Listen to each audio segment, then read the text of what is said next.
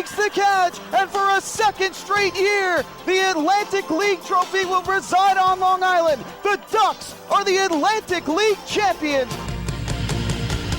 And now it's time for the Long Island Ducks Northwell Health Southside Hospital pregame show. Live from Bethpage Ballpark in Central Islip, New York, it's time once again for Long Island Ducks baseball. And tonight the Long Island Ducks take on the Southern Maryland Blue Crabs in the rubber game of this three-game series. Well, hello again, everyone. This is Chris King. Thanks so much for tuning in to Ducks Baseball around the world on this Thursday night at liducks.com and youtube.com/DucksBaseball. And, of course, right here on our flagship radio station, Long Island's home for news, traffic, weather, and Ducks Baseball, 103.9 LI News Radio on our game of the week. Well, it should be a good one. As I mentioned, a rubber game of the three-game series. Ducks won at 9-3 here on Tuesday night. Crabs bounced back with a 6-4 win last night, and that sets us up for this all-important contest tonight to close out the season series as well between the Ducks and the Blue Crabs. Should be a terrific pitching matchup as the Crabs will go with veteran Atlantic League right-hander Gabby Hernandez. Long Island will counter with the former New York Met lefty Danny Herrera, who is now a knuckleballer. So we're going to see a lefty throwing a knuckleball here tonight, and he hopes that it's going to dance its way to a rubber game victory for Long Island. Well, go back to August the 3rd. It was a big night for former Long Island Duck Bryant Nelson. He's currently playing for the Southern Maryland Blue Crabs, and on that night he stroked a single at home against Lancaster into center field, and he became the all-time hit leader in Atlantic League history. It was his 1,053rd hit. When we come back, we'll hear from the new hit king in the Atlantic League, the guy they call Nelly, Bryant Nelson. He's next when we return to Central Islip. Hey fans, this is Kevin Byers, manager of the Long Island Ducks, and you're listening to Ducks Baseball on Long Island's home for news, traffic, and weather, 103.9 LI News Radio. Northwell Health Southside Hospital in Bayshore is the healthcare heart of our community. We provide outstanding healthcare right here at home with centers of excellence in cardiology, orthopedics, neurosciences, women's health services, and much more. Experience counts, and Northwell Health Southside Hospital has been around for nearly a century of care. For more information, please call 631-968-3000 or visit us on the web at northwell.edu. Can't get enough of the Long Island Ducks? Well, now you can get even more inside info on your favorite hometown team through Facebook and Twitter. The Ducks are constantly updating fans through social media with scores, transactions, ballpark promotions, and much more. You can even win great prizes. All you'll need to do is make a free account on Facebook and Twitter, and then visit us at facebook.com/LIDucks and twitter.com/LIDucks. Think you're Long Island's biggest Ducks fan? Get connected now.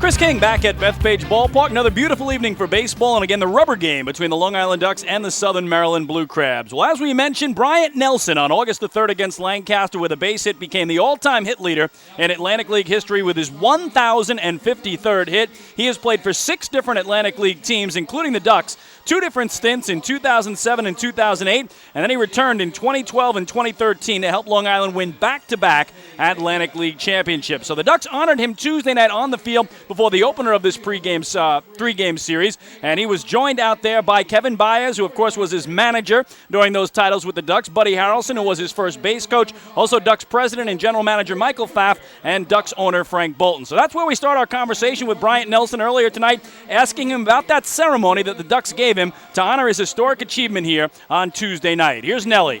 Well, first of all, I want to thank the Ducks ownership for reaching out and telling me that they were going to do something for me. It was really special. They didn't have to do that, even though the majority of my hits came here, either as an opponent or as a Duck. So I really appreciate that. That was a good gesture. Well, take me back to August 3rd. You're at home facing Lancaster. You get that single that becomes hit number 1,053, all-time hit king in Atlantic League history. What was going through your mind? Well, it really didn't sink in, like both teams stood up and cheered for me, so that was kind of weird, to see both teams, stand up. So I appreciated everybody appreciating the accomplishment, I really, it just haven't sunk in yet that been playing here that long. So it's a really good accomplishment, though, no matter what level you're playing at. So I'm just proud of the fact that I stuck to it. Well, tell me about the 2 guys you passed. Jeff Nettles, obviously a legendary Patriot. You never played with him. Ray Navarrete, a legendary Duck. You played 4 years with him here and won 2 championships. Mm-hmm. Both great guys. Played hard every day, and if you can look at the numbers, you have to play a lot of games, and we're probably 1, 2, 3 in games played in this league. So it speaks to our longevity and wanting to play. And both of those guys were. The only difference is I played in 7 different teams, and they played on 1. But I guess your last name has to end with the N to be a hit champion in this league. So I've been saying that on the air. The end run now goes Nelson, Nettles, Navarrete. Exactly right. So that's really good company with those guys, and I'm proud to be in that company in the Atlantic League. Well, Nelly, the highlight they showed here on Tuesday was one of the greatest playoff home runs in franchise history. What do you remember about that Game 5, bottom of the 8th, down a run against Southern Maryland, fittingly, and you hit a 2-run homer that wins the game? I just remember Brandon Singh and I and Joash Brodeen the night before staying after the game and hitting late and talking about it. And the at-bat before, I told Joash that I was going to get him. And I don't know if you guys looked, but I pointed at the dugout and he was like laughing so hard. But it was just one of those things. They kept throwing the same pitch in the same sequence, and I got lucky. You remember who you hit it off of? I don't remember. I know it was a starter. He started game 1, I think, but I'm not sure who it was. It was Ben Moore. Ben Moore, yeah. All right, I know you're usually really good with this stuff. Now I'm going to send you way back, okay? 2007. I don't know if you remember this. Your first 2 hits as a Duck were both home runs. I was calling the game. It was in Newark. Do you have any idea who you hit those home runs off of? Wow, that is crazy. I do remember that day, though. Yep. Blazing hot in Newark. I have no idea who. Yeah, it was Matt Sweeney, but I'll never forget. I still have the call. Your first 2 hits as a Duck, back-to-back home runs, both 2-run shots. Well, tell me about Long Island. You win 2 championships here. You also won 1 in York. Are those the memories really that stay with you most? Yeah, definitely. I mean, each season is different. Each set of teammates is different. I've been deep in the playoffs 5 years in a row, like in the finals. So it's always a different experience. But the Ducks experience is always special because of the crowd and it's like the Yankees of the league. So it's always special playing here. I'm not just saying that because we're here, but it really is always special playing here. The big question everyone wants to know, Nelly, 42 years old, how long can you keep doing this? And your numbers, you're the second leading hitter on the team. Right. Well, physically, I can play a couple more years. Mentally, that's something different. But it just depends on my son, man, and the time we need to spend together. He's getting up that age right now I need to be with him more. But I just don't think about it like that until the off season. You're always such a student of the game. Is there coaching or managing in Bryant Nelson's future? Definitely. I'm definitely want to be a manager. That's just something I think I would be really good at, just managing the personalities and helping people out to learn the game. Well, Nelly, 23 years of professional baseball. I want to ask you what all your wisdom is going to mean tonight when you're facing a left-handed knuckleballer in Daniel Herrera. Absolutely nothing. It means absolutely nothing because every pitch is going to be different. Just see it high and let it fly. That's it. All right, you're going to promise me this is not the last time we do this either as a player, a coach, or a manager, all right? Definitely, I promise, man. All right, congratulations, Nelly, on an amazing feat and being the all-time hit king now in Atlantic League history. Thanks a lot. I appreciate it. Again, that is Bryant Nelson, one of the great guys that I've dealt with in the Atlantic League. He's played 11 seasons of Atlantic League baseball, and again, most of those with the Long Island Ducks where he's had most of his hits as well. I did get to talk to Ducks manager Kevin Baez about Bryant Nelson's accomplishments as well. Here's KB. It's awesome. It's good to see the accomplishment of Bryant Nelson. He's played a long time. He's a winner. He's a proven winner. Any team that he's on, is going to do well. And he's definitely a guy that loves the moment, loves the big moment, and steps up in the big moment. So he's proven that he's did it with us. He's did it with York. He's did it with Lancaster and a number of teams. So. He's a good player, and it's great to see the accomplishment that he did. Yeah, Kevin, that highlight was on the board yesterday. Is that the biggest playoff home run you've ever had? It's huge. I mean, 8th inning, and he gets a 2-run home run to put us ahead. And I watched it yesterday and looked back, and I just saw the excitement and the passion that when they crossed home plate. It was great, and it just brought the goosebumps through my body. Are you shocked he can still do this, though, at 42 years of age? He's now the second leading hitter on his team this year. Not shocked. I'm impressed. Yeah. I'm impressed. I don't know how he does it, really. I know I try to take BP here and there, but I'm almost 50, so it's a little different. But, God bless him. I tell them all the time, just keep playing until they rip the uniform off you. And as long as you keep have that passion to play and you're having success, keep doing it. Again, that is the manager of the Long Island Ducks, Kevin Baez, talking about Bryant Nelson. Well, we'll take a break, and when we come back, A closer look at the pitching matchup for tonight's rubber game of this 3-game series. Lefty knuckleballer Daniel Herrera going for Long Island, the former New York Met, against longtime Atlantic League veteran Gabby Hernandez, the righty for the Crabs. Hey fans, this is Bud Harrelson, and you're listening to Ducks Baseball on Long Island's home for news, traffic, and weather. 103.9 LI News Radio. Northwell Health Southside Hospital in Bayshore is the healthcare heart of our community. We provide outstanding healthcare right here at home with centers of excellence in cardiology, orthopedics, neurosciences, women's health services, and much more. Experience counts, and Northwell Health Southside Hospital has been around for nearly a century of care. For more information, please call 631-968-3000 or visit us on the web at northwell.edu. Few places on Earth offer the charm and excitement of Fire Island. At Fire Island Ferries, located conveniently at 99 Maple Avenue in Bayshore, they offer convenient travel to Fire Island 7 days a week. Fire Island is quickly becoming a top destination for families of all ages. Experience the informal, carefree communities, the dazzling night scene, enjoy fine dining, or climb to the top of one of the tallest lighthouses in the United States. But there's only one way to get there, by calling Fire Island Ferries at 631-665-3600 today. For fare and scheduling information, please visit fireislandferries.com.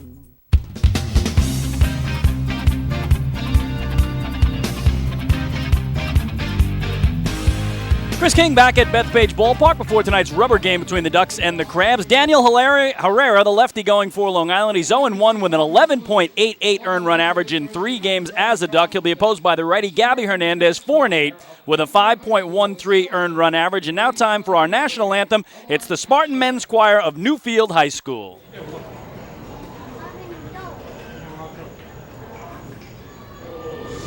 Can you see by the dawn's early light what so proudly we held at the twilight's last gleaming, whose broad stripes and bright stars through the perilous fight o'er the ramparts we watched were so gallantly streaming, and the rockets rang glad of bursting in air, gave proof through the night that our flag was still there. Oh, say does that star-spangled banner yet wave o'er the land, the land of the free, and the home of the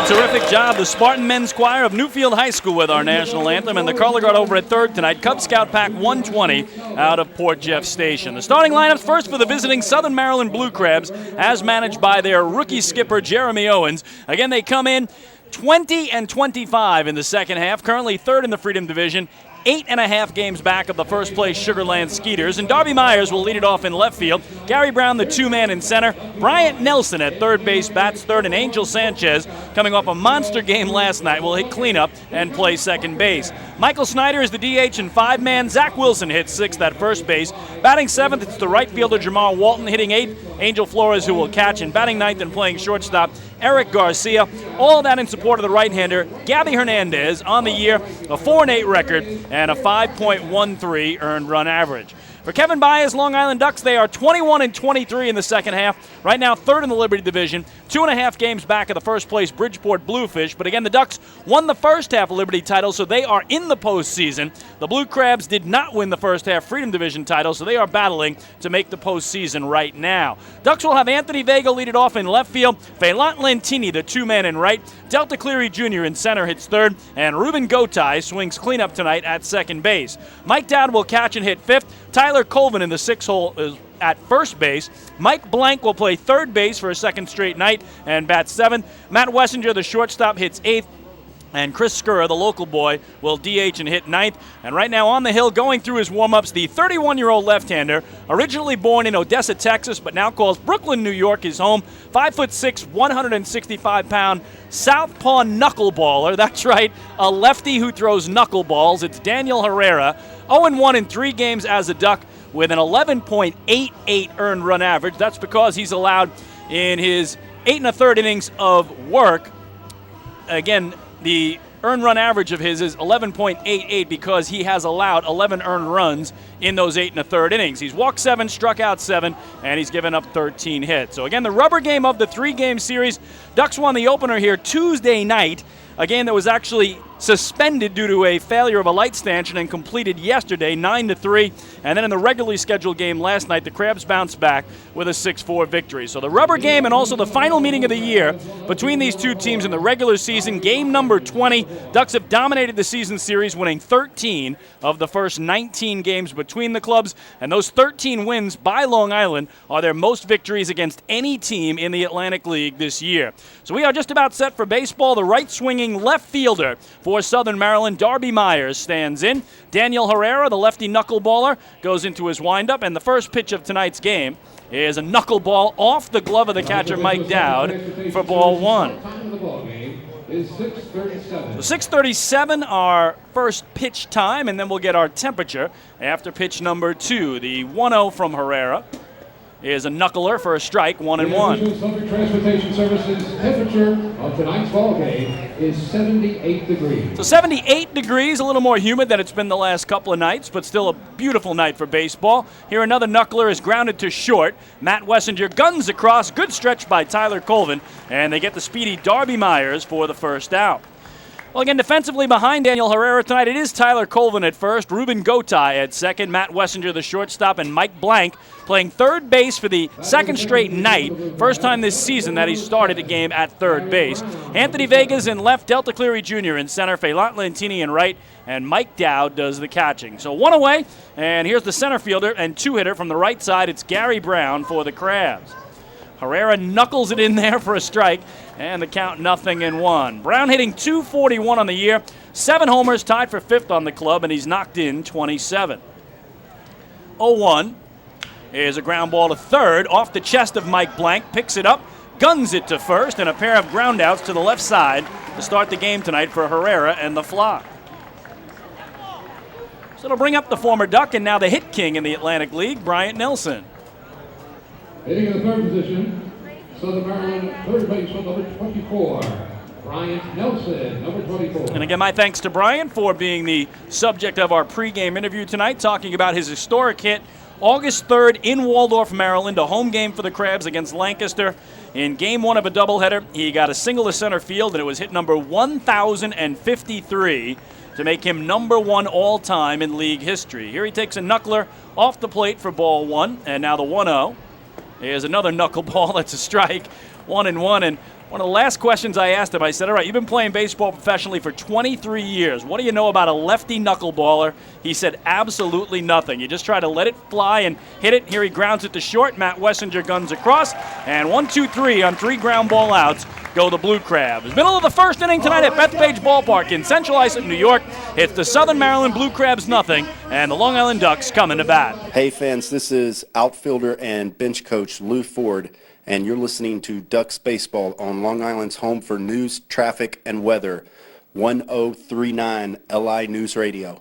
Oh, I love it! The color of my new Nicolat patio is so vibrant. It's unlike anything I've ever seen. You're welcome. I'm just going to go finish that Nicolat walkway now. Meet your pavers Vivid Nicolak pavers. The best looking, most vibrant pavers with the most 3-color blends in the industry. Featuring Nicolak's exclusive paver shield and color blending technology. With color throughout and guaranteed not to fade. Live life in color with Nicolak. Visit Nicolak.com.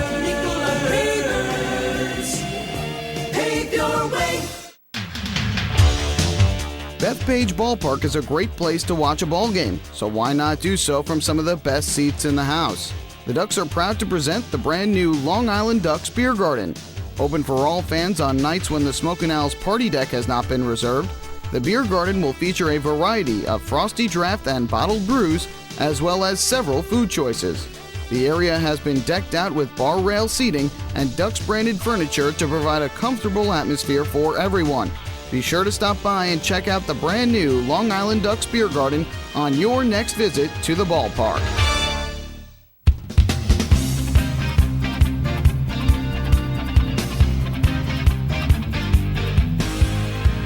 Well, the Ducks and Municipal Credit Union have teamed up this season to present the Walk with a Purpose promotion. Every time a Long Island Ducks player walks, Municipal Credit Union will make a donation to the Quacker Jack Foundation. Municipal Credit Union serving members since 1916. Scoreless game heads to the bottom of the first. Defensively for the Blue Crabs tonight, they have Zach Wilson at first base, Angel Sanchez at second, Eric Garcia is the shortstop, and Bryant Nelson at the hot corner. Darby Myers in left, Gary Brown in center, Jamar Walton in right, Angel Flores does the catching, and right now on the hill going through his warm-ups, the 30-year-old right-hander out of Miami, Florida, 6'3", 215-pound Gabby Hernandez, now in his 5th year with Southern Maryland, and this season he'll be making his 22nd appearance tonight and 21st start, a 4-8 record, and a 5.13 earned run average. In 117 and a third innings, he's allowed 117 hits. He's walked 30 and struck out 112, and he's been hot of late. Hernandez 3-0 with 1 no decision in his last 4 starts. So a 1-2-3 first inning thrown by Ducks lefty knuckleballer Daniel Herrera as he got 3 ground ball outs to the left side. And now for the Ducks, their left fielder from the left side to lead things off, it's Anthony Vega surveying the defense and then climbing in. Vega batting .262, 7 homers, 37 runs knocked in. First pitch to him, shows bunt, pushes it down third. The pitcher, Hernandez, fields, fires, and he threw it away down the right field line. Vega turns first, he will go to second, and now he's going to try for third. Here's the throw from the right fielder, Jamar Walton. It's high, and he's in there. Oh my goodness, a bunt by Anthony Vega on the first pitch of the game, and he ends up on third base. So just a beautiful bunt down the third base line. The pitcher, Gabby Hernandez, fired it way past his first baseman, Zach Wilson, and by the time the right fielder, Jamar Walton, could haul it in, the speedy Anthony Vega turned second. He had no doubt he was going to go for third, and the throw to Bryant Nelson was high. So, unbelievable sequence of events here. It has scored a straight error against Gabby Hernandez, the starting pitcher for the Blue Crabs tonight. Again on the throw that allows Vega to get to third base. Here's Phelan Lentini trying to drive him home now, the 2-man and right fielder from the right side. First pitch on the ground is short. They will hold the runner as Garcia will fire across low, but dug out by Wilson, and the 6-3 ground out is the first out recorded tonight by Gabby Hernandez. Hitting third, Long Island, center fielder number 5, Delta Cleary Jr. So Lentini unable to get the run home, and that'll bring up Delta Cleary Jr., the switch-hitting center fielder in 3-man. He will bat left-handed here, his strong side, against the righty Gabby Hernandez. On the year, Delta batting .321, the third best average in the league coming in, a pair of homers and 42 knocked in. A bouncing ball to third. Bryant Nelson has only one play. That is to first base, as running from third immediately was Anthony Vega. It's an RBI ground out for Delta Cleary Jr., and the Ducks have a 1-0 lead here in the bottom of the first. Well, Bryant Nelson definitely thought about it, but Anthony Vega broke on contact, and it was a high bouncing ball hit by Delta Cleary Jr., and I think he made the right decision, because I think if he tried to come home, he would not have gotten the speedy Vega, and then obviously would have been only 1 out, and the Ducks would have had a runner on first. So he took the sure out at first, although the run does come home. And for Cleary, RBI 43 on the year. The Ducks have a 1-0 lead. Here's Ruben Gotay standing in, a switch-hitting second baseman, batting cleanup tonight. He's also from the left side, and here he ropes it down the right field line and into the corner. He will turn first and hold there, as up with it quickly is Jamar Walton. And so a 2-out single down the right field line by Ruben Gotay.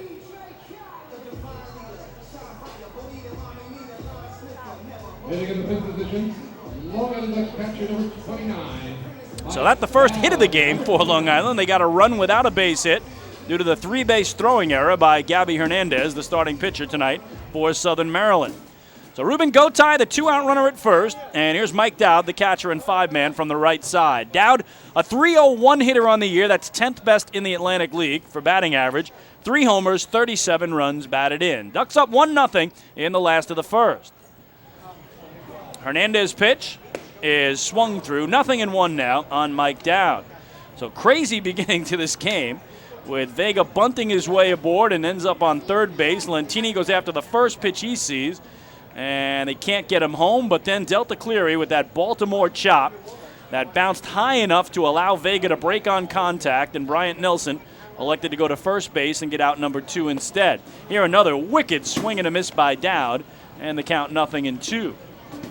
So Gotay followed with a poke down the right field line. He's at first, and Ruben has not even attempted a stolen base this season. He'll be held on there by Zach Wilson. So the Ducks jump on top, bottom of the first, 1-0. And now Dowd trying to keep the inning alive against Gabby Hernandez. The righty from the middle of the rubber set, the 0-2, swing and a miss. So on 3 pitches, he fans Dowd, picks up his first strikeout of the game, and retires the side. But the Ducks do pick up a run on a hit. There was an error, and 1 man left. 1 in the books tonight in Central Islip. It's now the Ducks 1 and the Blue Crabs 0. Hey fans, this is right-handed pitcher John Brownell, and you're listening to Ducks Baseball on Long Island's home for news, traffic, and weather. 1039 LI News Radio. Municipal Credit Union is a proud sponsor of the Long Island Ducks. For 100 years, MCU has helped New Yorkers achieve their goals with competitive financial products and services. Meet your important or unexpected needs with an MCU personal loan. Whether it's the cost of moving, a family vacation, or even home repairs, an MCU personal loan is a simple solution. To learn more about how an MCU personal loan can work for you, visit nymcu.org today. MCU, celebrating 100 years of service. M&V Limousines is the official bus company of the Long Island Ducks. Family owned and operated, they've been in the business for over 23 years. M&V Limousines offers coach buses with Wi-Fi and restrooms, party buses, exotic limousines, and so much more. Whether you're looking for transportation for weddings, proms, corporate outings, or long-distance trips, they've got the right vehicle for you. Visit their showroom in Comac or check them out online at mvlimo.com. M&V Limousines, the official bus company of the Long Island Ducks.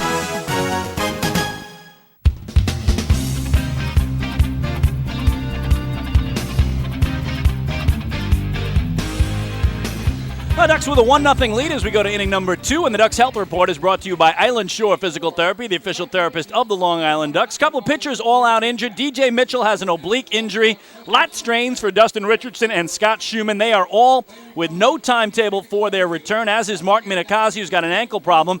Dan Lyons, a foot and shin injury, is hitting in the cage and could return this weekend. And Cody Puckett was scheduled to play in the game last night, but injured himself throwing, and Kevin Baez trying to describe the area of the injury somewhere in his rib cage, feeling pain when he throws the ball, so he is day-to-day as well, and that is why Mike Blank is playing third base. Started there last night when, again, Cody was a late scratch before the 7-inning game that followed the completion of the suspended game, and starting there again tonight, his first 2 starts this season at third base. So the Ducks lead it 1-0 as we go to the top of the second, and Daniel Herrera, who threw a 1-2-3 first with 3 ground ball outs, starts off with a cleanup man and second baseman from the right side for the Blue Crabs. It's Angel Sanchez. Sanchez on the season hitting .288, 5 homers, 24 runs batted in. So Herrera had that knuckleball dancing in the first inning. Let's see what happens here. It's a knuckler. It's up high for ball 1. Again, you may remember the name Daniel Herrera from his time with the New York Mets. Pitched for the Mets in 2011. Only 16 games with the Amazons. The 1-0 is a knuckler, low and inside for ball 2. Also played for the Brewers in 2011, and the majority of his big league time was with the Cincinnati Reds from 2008 through 2010. His 2-0 is in there, as looked like Sanchez was taking that knuckleball all the way. And it's strike one. A 2-1 count on Sanchez, who had a monster game yesterday in the 6-4 win for the Crabs. 4 for 4 with a run scored and 5 driven in.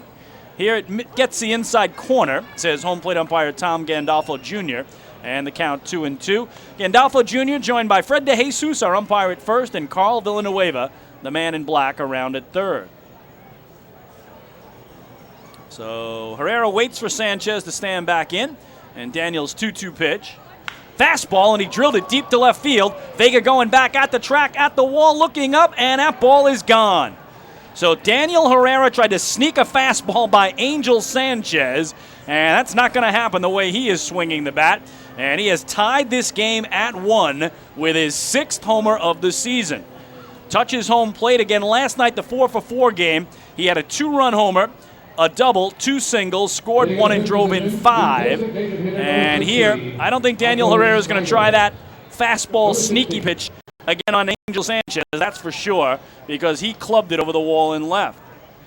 So first hit of the game, first base runner of the game is Angel Sanchez, who ties it at 1. Michael Snyder in, and he grounds it to third. Mike Blank fields it there in foul territory, and the count 0-1. So, boy, nobody hotter than Sanchez now, who's 5 for 5 in the last 2 games with 2 runs scored and 6 driven in, including a pair of home runs. So, again, Daniel Herrera trying to go about 90% with that knuckleball. You'll see the occasional curve, the occasional fastball. And the problem to that pitch to Sanchez, it was a straight fastball. Here a knuckler down and in, 1 ball and 1 strike. So again, this is the first season that Herrera is using that knuckleball exclusively. He has fooled around with it in the past in his career, fooled around with it in practice situations and not so much in games where he occasionally mix it in. As here he plunks Michael Snyder with a knuckleball, so a hit batsman is going to put Snyder to first base. But now he wants to try to make it exclusively back to the major leagues as a knuckleballer. And the Ducks have used him out of the bullpen 2 times, and now as a starter for just the 2nd time this year. Had a very good first outing for Long Island, but has been knocked around his last 2 outings, not getting through the 4th inning after giving up 6 runs in 1 game and 5 in the other. Here's Zach Wilson in for the Crabs. There's a little bit of a backdoor curve, it looked like, and that's a strike. 0-1 on Wilson, who's batting .272, 13 homers, 55 runs batted in.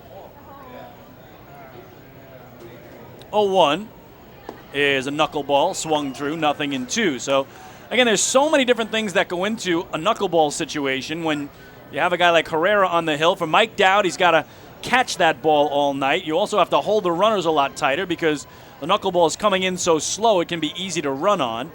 0-2 here. Again, that looked like a backdoor curve that missed up high. 1 ball and 2 strikes now to Zach Wilson. Again, Sanchez ties the game at 1 with a homer to left. We're in the top of the 2nd, and the Blue Crabs have the go-ahead run at first in Snyder after he was hit by an errant knuckleball. 1-2 the count to Wilson, and Herrera floats one up and away, 2 balls and 2 strikes. It's Herrera's 2nd year with the Ducks, 4th year in the Atlantic League, and his 11th year of pro ball. Also played for the Ducks back in 2013. He was a member of their championship team. But again, he was not featuring the knuckleball then like he is now. 2-2 is a ground ball toward the middle. That'll get up through and into center field. So Wilson, a single up the middle. Snyder stops at second. Still nobody out, and Jamar Walton will be the hitter. Taking the 7th position for the Southern Maryland Blue Crabs. Right field number 6. Jamar Walton. And Daniel Herrera pitched for the Patriots in 2014. He pitched for the River Sharks in 2015. And he made his season debut with the Ducks about 2 weeks ago. In fact, exactly 2 weeks ago, August 11th here against the Somerset Patriots. So he's in a bit of a jam here as Jamar Walton, the left-swinging right fielder, stands in, the 7-man. And there is that knuckleball inside for ball 1. For those watching on LIDucks.com and YouTube.com/DucksBaseball, you can see that long, thick hair flying out of the back of the cap of Daniel Herrera, partially obscuring his number 13 on the back. Here's a knuckler that's taken the other way. It's dumped into left field for a base hit. Stopping at third is Michael Snyder. And now the Blue Crabs have the bases loaded and nobody out for Angel Flores. So Snyder to third, Wilson stops at second, Walton on the opposite field single at first. And here's their catcher and 8-man, Angel Flores from the right side. Flores batting .242, 5 homers, 18 runs batted in. So those listening tonight on our flagship radio station, Long Island's home for news, traffic, weather, and Ducks baseball, 103.9 LI News Radio. Can't see the hair flying out of the back of the cap of Daniel Herrera. But, again, it makes Jacob deGrom look like he's got a crew cut. That's how long the hair of Daniel Herrera is. Big jam for him here, though. And now that knuckleball floats wide for ball 1 to Angel Flores. Again, the pressure now is on Herrera to throw strikes. As many knuckleballers would tell you, they don't really have much control over exactly where that ball is going either. So you've got to throw strikes here in this situation with the bases full. 1-0. Is a ground ball to third. Mike Blank bobbles it, comes home. They get the force there, and that's all they'll get. So last night the Ducks did turn a 1-2-3 double play, but I think if Blank came up with it cleanly and got it home, they would have been able to turn it. But the fielder's choice goes 5-2 here. As out at the plate on the force is Snyder. Moving to third is Wilson. To second, Walton. At first is Flores. And now with 1 away and the bases still full, here's their 9-hitter and shortstop, the lefty swinging Eric Garcia. So big first out induced by Herrera, and now he goes back to work here. Remember, he did get 3 ground ball outs in the opening inning, and his knuckleball is a strike on the outer edge here. In fact, all 4 outs he's recorded tonight are on ground balls. So if he can get a hard-hit ground ball here, the Ducks could turn 2 and get out of this jam. 1-1 game in the top of the second. The lefty set and is 0-1. Knuckles down and away, 1 ball and 1 strike. Last year with Camden, Daniel Herrera pitched 37 games, 11 as a starter, 26 as a reliever. 7-4 record and an ERA just north of 5. His 1-1 curve that time, and he just missed inside, 2 balls and a strike.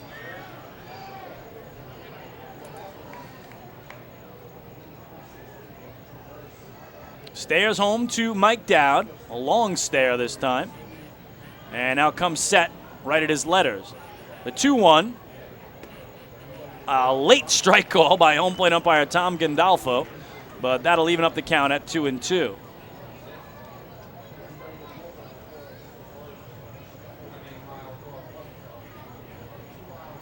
So he comes back to even it up at 2-2, and now Garcia ready for the pitch. Here it is. And that one popped foul behind home plate, and the count holds. So many different theories about how you go about hitting a knuckleballer. Bryant Nelson said he had no idea, despite being a pro baseball player for 23 years. Other than, again, he did offer that one thing. If the pitch is high, let it fly. Let your bat fly. If it's low, let it go. That seems to be what most batters say. 2-2 here is a topper foul back behind home plate. That actually looked like a slider that time from Herrera. And the count holds. So again, the theory is if it's up high, it may not be knuckling so much, so go after it. Let it fly. Take your swing. But if it's down low, let it go, because sometimes the bottom's going to fall right out of that thing. That's about the only thing I've heard hitters say as far as how you try to hit a knuckleball. 2-2 is hit in the air to center field. Delta Cleary Jr. running over into left center, reaching up, and he can't come up with it. It's by him and to the wall. Wilson will score. Walton will score. It's a 2-run double for Eric Garcia, and he gives Southern Maryland their first lead of the night. It's 3-1 Crabs. Let's pause 5 seconds for station identification.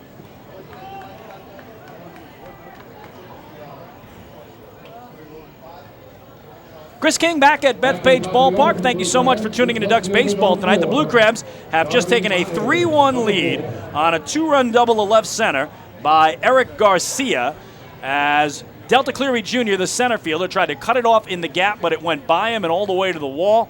Zach Wilson was able to score easily from second base, Jamar Walton from second, and Angel Flores went corner to corner. Here's the leadoff man, Darby Myers, pulling one through the hole in the left side into left field. Now trotting home with another run is Angel Flores, And suddenly it's 4-1 in favor of the Blue Crabs. And here comes Kevin Baez, the manager of the Ducks, to try to settle down his southpaw.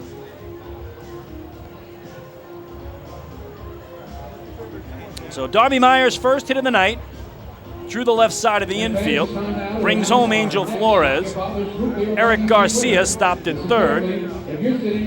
And the Blue Crabs, after going 1-2-3 in the first inning, now have 4 runs on 5 hits here in the second. And Kevin certainly needs to get some length out of Daniel Herrera, whose knuckleball is obviously a little bit flat here, and the Crabs are taking advantage.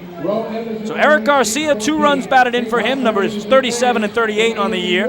Darby Myers picks up ribby 43. And the 8th man to hit here in the visitors' second, still only 1 away, is Gary Brown.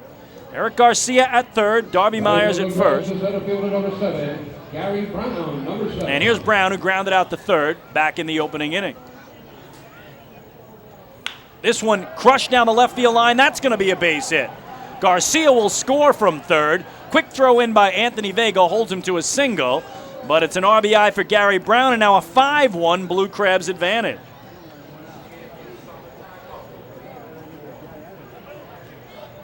And they have batted around as Bryant Nelson, the 9th man to hit. Third base for number 24, Bryant Nelson, number 24. So the other thing I've heard some players say, too, is you try to move up a little bit in the batter's box. Bryant's not doing that here. He's squarely where most players are, in the back of the box. But the theory being, if you move up in the batter's box, you give the ball less chance to move, to knuckle, and do its things. You try to get it before that knuckleball action takes over. Is here. Herrera with some fast stuff missing away, and that's ball 1. I think my favorite quote, though, about trying to hit a knuckleball came from former Ducks manager and pitching coach Dave LaPointe. Tell you what he said about what it's like to try to hit a knuckleball. The 1-0 is a curve that Nelson hits into center field. Delta Cleary Jr. backing up, still going back over the shoulder, makes the grab, and turns around to fire it back in. So he saved a couple of more runs there and an extra base hit as he tracks down the Nelson blast for the second out. Dave LaPointe said trying to hit a knuckleball is like trying to eat soup with chopsticks. So picture yourself with a pair of chopsticks and you're trying to eat a bowl of soup. I know it's not similar to trying to hit a knuckleball, but it kind of gives you a level of the frustration of what it's like to try to hit a knuckleball. Here's Angel Sanchez, who opened the inning with a solo homer to left when Daniel Herrera tried to sneak a fastball by him. Here he misses up and away with ball 1 and the count 1-0. So again, Sanchez got it all going, leading off this inning with his 6th homer of the year and his 2nd in as many nights. Runners go. The pitch is low and inside. The throw down at third, not in time. So again, we talk about you can run on a knuckleballer, and the Crabs pull off the double steal here as Darby Myers goes to third, Gary Brown to second, and the pitch was ball 2 to Angel Sanchez, so the count 2-0. So now a base hit could make it a 7-1 game. 5-1 Crabs, 5 runs in the second. The 2-0 is a curve, so again, he is mixing it up here, but he misses low, and the count 3-0.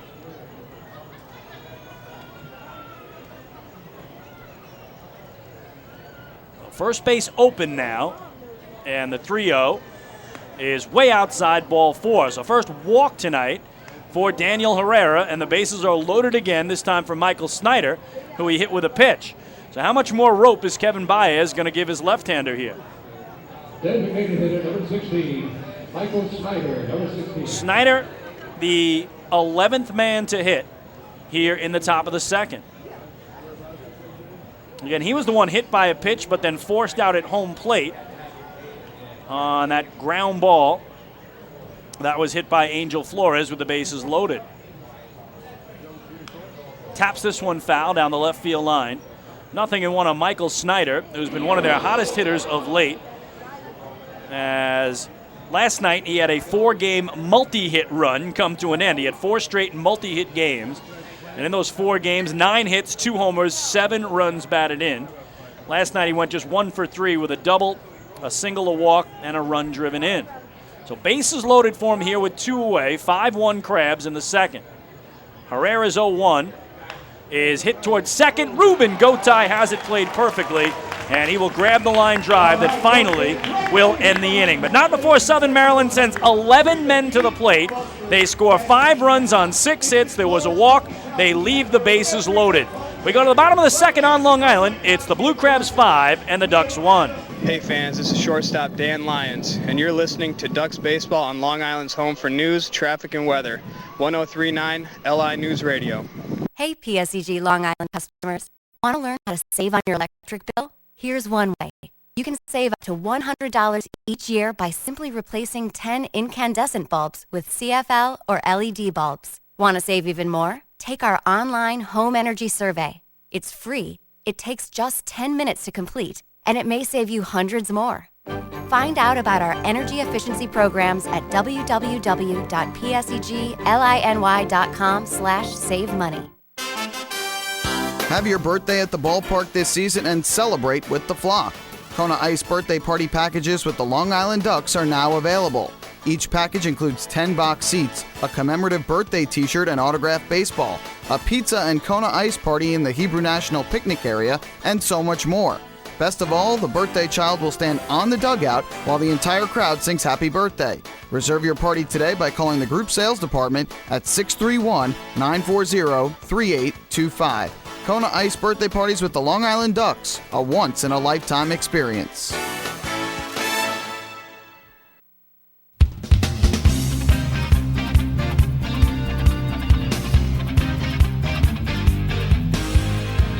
Well, Duck fans, there's no better time than now to sign up the young Ducks fan in your life for the Bethpage Federal Credit Union Ducks Kids Club. Now, children 14 and under will receive exciting gifts, discounts on merchandise, and unique experiences that only come with being a member. Sign up today or by visiting liducks.com or calling 631-940-3825. That's 631-940-DUCK.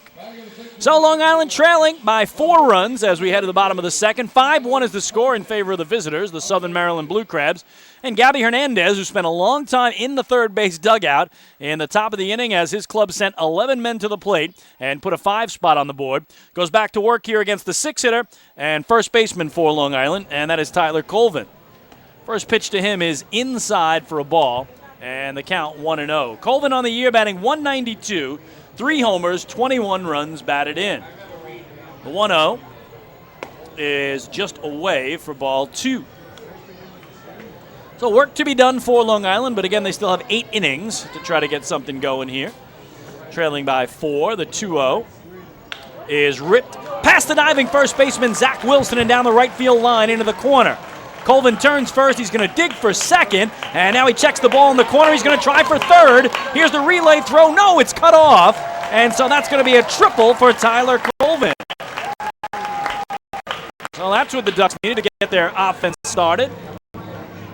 So for Tyler Colvin, his first triple of the season. And he did a nice job of seeing when that ball was in the right field corner, the fact that it took Jamal Walton, the right fielder, a long time to get to it. And that's when he made his decision to turn second and go for third, and the throw was into the second baseman, Angel Sanchez, who knew he would have no play at third and didn't even make a throw. So a leadoff triple by Colvin. Here's Mike Blank, the third baseman and 7-man, a right-handed batter. Rips it in the air, deep left center field. The left fielder Myers going over with the center fielder Brown at the wall. It's gone! A 2-run home on a left center for Mike Blank, his 9th of the season, and that will cut the Blue Crabs' lead in half. It's a 5-1 game, or excuse me, 5-3 game now from 5-1 as he gets the low 5 from Kevin Baez, steps on the plate, and a blank blast brings Long Island within a pair. So the only question on that was he hit it so high, I wasn't sure if it was going to get out of the park, but what a start for the Ducks here as a triple and a homer to greet Gabby Hernandez after a long time in the dugout in that top of the second. Swing and a miss here by Matt Wessinger, and the count 0-1. The 0-1 is in the air to center field and well hit. Gary Brown actually has to come in on it a little bit to make the grab as he was playing him very deep, and there is the first out. So Mike Blank, 9th home run on the year, RBIs 43 and 44. The 9 homers now tie him with Phelan Lentini for the team lead in that category. And Tyler Colvin scored before him.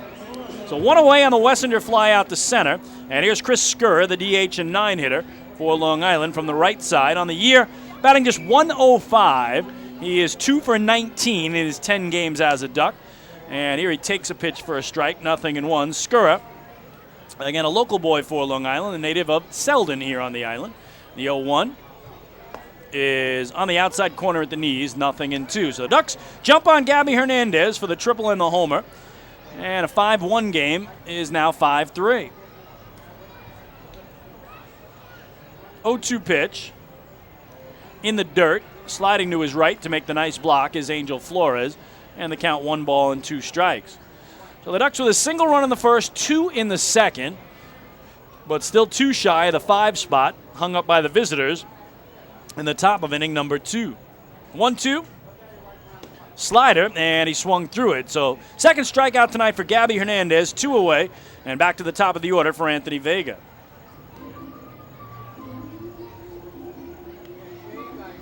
Is back to the top of the order for your Long Island Ducks. With left fielder number 27, Anthony Vega, number 27. So here is Vega, who began the game with a bunt down the third base line.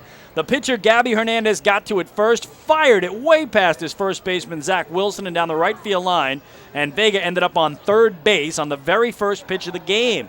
He was driven home on an RBI ground out by Delta Cleary Jr., and the Ducks had themselves a 1-0 lead. Ball 1 to Vega this time around. And now Hernandez 1-0. Swing and a miss. It's 1 ball and 1 strike. So again for Blank, his 9th home run of the year. For the Ducks, their 73rd home run this season. If the Ducks hit 100 home runs this year, they met the Chappie's Home Run Challenge, and Chappie's Funeral Homes will donate $5,000 to the Quacker Jack Foundation. Another swing and miss by Vega, and the count 1-2. Ducks had a homer last night from Matt Wessinger, just his 2nd of the year. That was the first home run for the Ducks in 9 games. They were in a long homerless drought, as here Anthony Vega is hit by a pitch, and he will take his base. That's the 10th time he's been hit by a pitch this year. He trails only Cody Puckett, who leads the league, being plunked 11 times this season. But just like that, because he's hit, it makes Lantini the tying run at the plate for Long Island. We mentioned Lantini with 9 home runs. Coming into tonight's game, led the Ducks, and now he's tied for that squad lead with Mike Blank. So Lantini went after the first pitch he saw last inning and grounded out to short, unable to bring Anthony Vega home from third base. Hernandez holds the set and misses low and away, ball 1. What a season for Lantini. .324 batting average, 2nd best in the Atlantic League. Again, the 9 homers, tied for the tops now among the Ducks, and he's driven in 65 on the year. He leads the Ducks in runs batted in. 1-0, he threw his bat, over the visitors' dugout and then into the seats behind it. It does appear everyone's okay there, as Freddie Forgione, our on-field host, happened to be right there, waiting to do birthdays between innings, but he lost the grip on his bat, did Lantini. It helicoptered from the batter's box all the way to the visiting dugout on the third base side, skipped off the dugout and went about 4 rows into the seats, but everybody there appears to be okay, and they've handed the bat back down. So, wow, that is a big break, because that section of seats right now is packed, and how that didn't hit someone is just amazing that it wasn't worse, as Quacker Jack was right there, Freddie Forgione there as well. And a gentleman and a young lady in the last row of that section are being asked if they need any medical attention, but they appear to be okay. So, boy, that is just a full-force swing by Lantini, and the bat went flying out of his hands and again landed as it spun around end over end on top of the third base dugout, then into the seats. So it's a strike, and it's 1-1, and now a little more stick-em on that bat. He's able to foul it away. 1 ball and 2 strikes on Lantini, who leads the league in at-bats, leads the league in runs scored, leads the league in hits, leads the league in total bases. You get the picture. Right now, Lantini, to me, is the MVP in the Atlantic League this season. Right now, trying to move along Anthony Vega, who's got great speed at first base, and the count 1-2. And Gabby Hernandez, thinking the same thing, fires over to first to bring Vega back.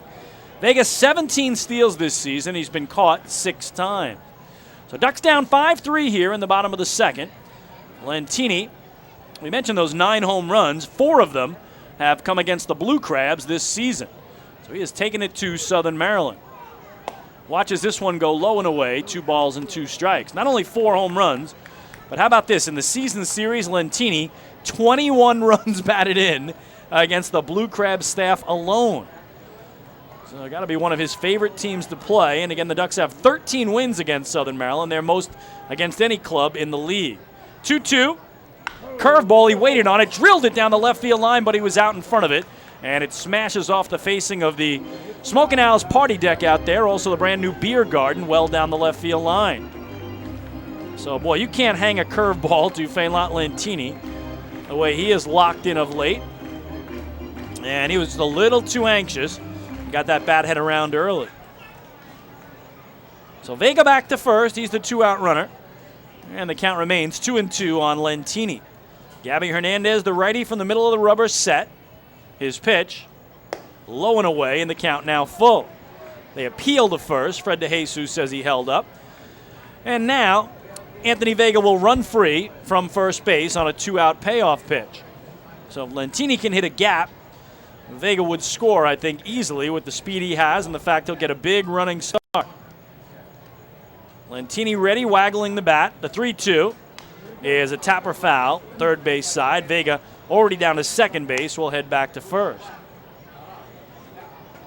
Lentini had an unbelievable game here Tuesday night. He was 3 for 5, scored twice, had 4 runs batted in, including 2 singles, a double, and a stolen base. It cooled him off a little bit in yesterday's game where he was 1 for 4 with a double. But still, the most dangerous hitter night in and night out for Long Island is at the plate right now. So Vega again will be off on a payoff pitch with 2 away. There he goes. Lentini takes it the other way to right field for a base hit. Vega turns second. He will go for third. Kevin Baez going to windmill him home. Here comes the throw. No, it's cut off at first, and he slides home. What a job by Anthony Vega, scoring on a single to right by Feilant Lentini, and the Ducks are within 1. They trail at 5-4. I was shocked Kevin Baez was sending him home as that ball was almost in the infield by the time he got to third base, but the first baseman, Zach Wilson, could not come up with it cleanly, so Vega scores, and it's a 1-run game. So for Lentini, his team leading 66th run batted in of the year, and the speed of Anthony Vega has been a huge part of this game tonight. Again, that bunt that got him the third base in the opening inning, and now he advances 3 bases. Here's Delta Cleary Jr., who drove in Vega in the first inning with a ground out, and the count 0-1. Remember Lentini at first, the team leader in stolen bases, second in the league with 39 swipes, including 1 here Tuesday night. So chances are he is going to be running at some point. He's to the cutout. Does not go, and the 0-1 is fouled away high on the third base side, strike 2. So the Ducks gave up 5 in the top of the inning. They've already gotten 3 back in the bottom of the frame, and this crazy game has seen 9 runs on 10 hits in the first 2 innings already. So can Delta Cleary Jr. get Lentini home and tie the contest? Feilant hasn't run yet. I have a feeling he might now with a count 0-2. And the 39 steals, he's only been caught 4 times all year. Another category he leads the league in, stolen base percentage. He does not go, and the pitch is low and away to Delta for ball 1. Ducks down 5-4 in the bottom of the second. We're just getting started here, and runs aplenty for both sides. Gabby Hernandez stares into Angel Flores, and now he'll come with a 1-2. Delta puts it in the air to center field. Brown coming in, can't get there. It bounces in front of him, and stopping at second is Lentini. So the tying run at second, the go-ahead run at first, and here comes Ruben Gotay. Second baseman number 15, Ruben Gotay, number 15. So the 8th man to hit, and now a visit on the mound by Jeremy Owens, the manager of the Southern Maryland Blue Crabs. So he's going to take the temperature of Gabby Hernandez here after Kevin Baez had to come out and settle down his left-hander, Daniel Herrera, in the top of the inning. If you're sitting in section 104, Crazy game already here tonight. Hernandez has thrown 32 pitches tonight unofficially, 23 strikes and only 9 balls. But those Ducks have teed off on the strikes this inning and are a base hit away from tying this game. So Owens gets the message across to Hernandez. And now here's Gotay, who singled down the right field line in the opening inning. Ducks again have Lentini at second. He's the tying run. Cleary at first. He's the go-ahead runner. Gotay, the switch hitter, batting left against the righty Hernandez. He checks second, holds the set, checks again, and the pitch. Change-up strike on the outside corner at the knees, 0-1. So again, the Crabs sent 11 men to the plate in the top of the inning. The Ducks right now are at man number 8 to bat, with Mike Dowd on deck trying to bat around. 2 outs, 2 on for Long Island, down a run. 0-1, grounded to first. Wilson there has it, bobbles it, underhands to the pitcher, Hernandez covering, who just does beat Gotay to the bag to end the inning. But not before the Ducks pick up 3 runs on 4 hits, and they leave 2. Mike Blank, a 2-run homer, his 9th of the season, got it going. Ducks added 1 more. They put up a 3 spot after 2 complete tonight in Central Islip. It's the Southern Maryland Blue Crabs 5, the Long Island Ducks 4. Hey fans, this is Kevin Baez, manager of the Long Island Ducks, and you're listening to Ducks Baseball on Long Island's home for news, traffic, and weather, 103.9 LI News Radio. James Simmons is going back. He is looking up, and on in the Park Night, that one is gone and reaches a kennel in Central Islip. That was another home run for the Ducks. And Duck fans, what's more fun than a home run that helps the Ducks win a game? How about a homer that helps the community win? Chappie's Funeral Home and the Long Island Ducks have once again teamed up for the Chappie's Home Run Challenge. If the Ducks hit 100 homers this season, Chappie's Funeral Home will donate $5,000 to the Quacker Jack Foundation. So every time a Ducks hitter goes deep this season, watch for the Chappie's Challenge home run count on the scoreboard. And if we reach 100, we're all a winner. Chappie's Funeral Home, where caring for others is a family tradition. Can't get enough of the Long Island Ducks? Well, now you can get even more inside info on your favorite hometown team through Facebook and Twitter. The Ducks are constantly updating fans through social media with scores, transactions, ballpark promotions, and much more. You can even win great prizes. All you'll need to do is make a free account on Facebook and Twitter, and then visit us at facebook.com/LIDucks and twitter.com/LIDucks. Think you're Long Island's biggest Ducks fan? Get connected now.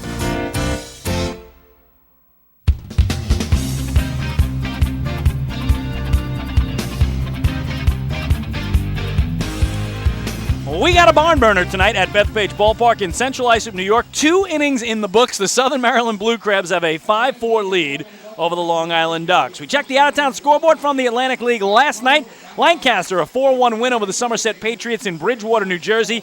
That combined with the Bluefish 4-3 win in New Britain over the Bees flip-flops the top 2 teams in the Liberty Division. So the Bluefish started the night in second place, a half game back of the Patriots, but they changed spots, and now it's the Bridgeport Bluefish atop the Liberty Division with the Patriots, a half game back. Bluefish won that game in 11 innings, and the only rout last night was in York, Pennsylvania, where the Sugarland Skeeters had a 14-4 win to stop the Rebs' 4-game winning streak. Of course, we'll update you a little later tonight on tonight's Atlantic League action, and the Mets as well, a huge game in St. Louis. Yankees are off as they have a day off to ready for the arrival of the Baltimore Orioles for a 3-game set tomorrow at the stadium. Here's Zach Wilson to start the top of the third against lefty knuckleballer Daniel Herrera, who drops in strike 1. Wilson singled and scored in the 5-run second for the Blue Crabs.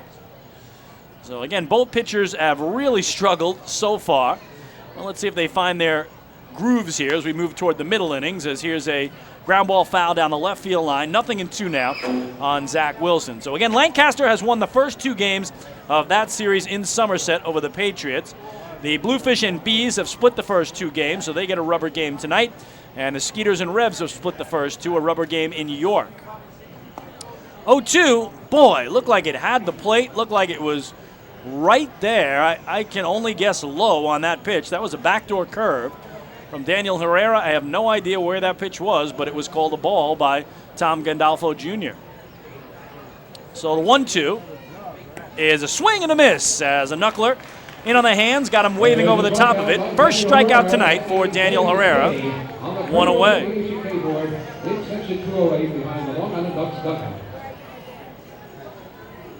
Herrera, a Rangers draft pick back in the 45th round of the 2006 draft out of the University of New Mexico.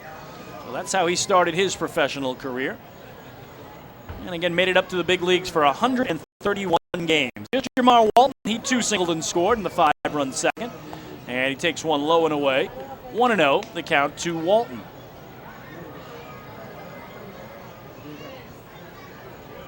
Herrera, a long stare into Dowd. Kicks and delivers. And that one a bouncer towards second. Gotay waits for it. Snaps it to Tyler Colvin at first. And quickly, 2 gone. So again, a much different inning so far for Herrera, who had to face 11 Blue Crabs in the second inning to get 3 outs. Blue Crabs catcher number 17, Angel Flores, number 17. So to bring up Angel Flores, he grounded into a force play and scored a run last inning. And he bats from the right side here against Herrera. 2 out, nobody aboard for the Crabs, leading by a run in the visitors' third. Knuckleball has the bottom fall out of it there. And it's ball 1 to Angel Flores. In final meeting of the regular season between these two teams, Ducks have won 13 of the first 19 games between them. And Long Island won the first 4 series from the Blue Crabs. Only series that Southern Maryland won was the most recent one, where it went to a rubber game on July 24th down in Waldorf, and the Crabs blanked the Ducks 2-0 to take that one. 2-0 here runs in for ball 3. So that was actually the first time the Crabs beat the Ducks in a regular season series since 2013. That's how dominant Long Island has been over Southern Maryland the last couple of years. 3-0 is in there for a strike. Not to mention the Ducks have knocked them off the last 3 times they faced them in the Atlantic League playoffs, as the Ducks knocked out the Crabs in the first round in the 2011, 2012, and 2013 playoffs. 3-1 is just outside. He waited on it. He was going to go after it, but a good eye by Angel Flores. And that's the second walk tonight for Herrera. A 2-out run for Southern Maryland. Southern Maryland shortstop number 10, Eric Garcia, number 10. So Flores, 1 steal in 2 tries this year. He'll be held on by Tyler Colvin. And here's Eric Garcia, who had a big 2-run double to left center and scored a run last inning for the Crabs. It's interesting. Delta Cleary Jr. is playing him almost for him to go toward left, whereas last inning he was playing him more to pull the ball, and that's why he had to go so far into the left center gap that he couldn't reach the ball, hit the other way deep by Garcia. Garcia takes a strike, and the count 0-1. And now a tapper foul at home plate. Good start for Herrera, out in front, no balls and 2 strikes. No major league experience for Eric Garcia. Spent 4 years in the Braves organization, getting as high as AA only. And that 2-run double last inning was his first hit of the series.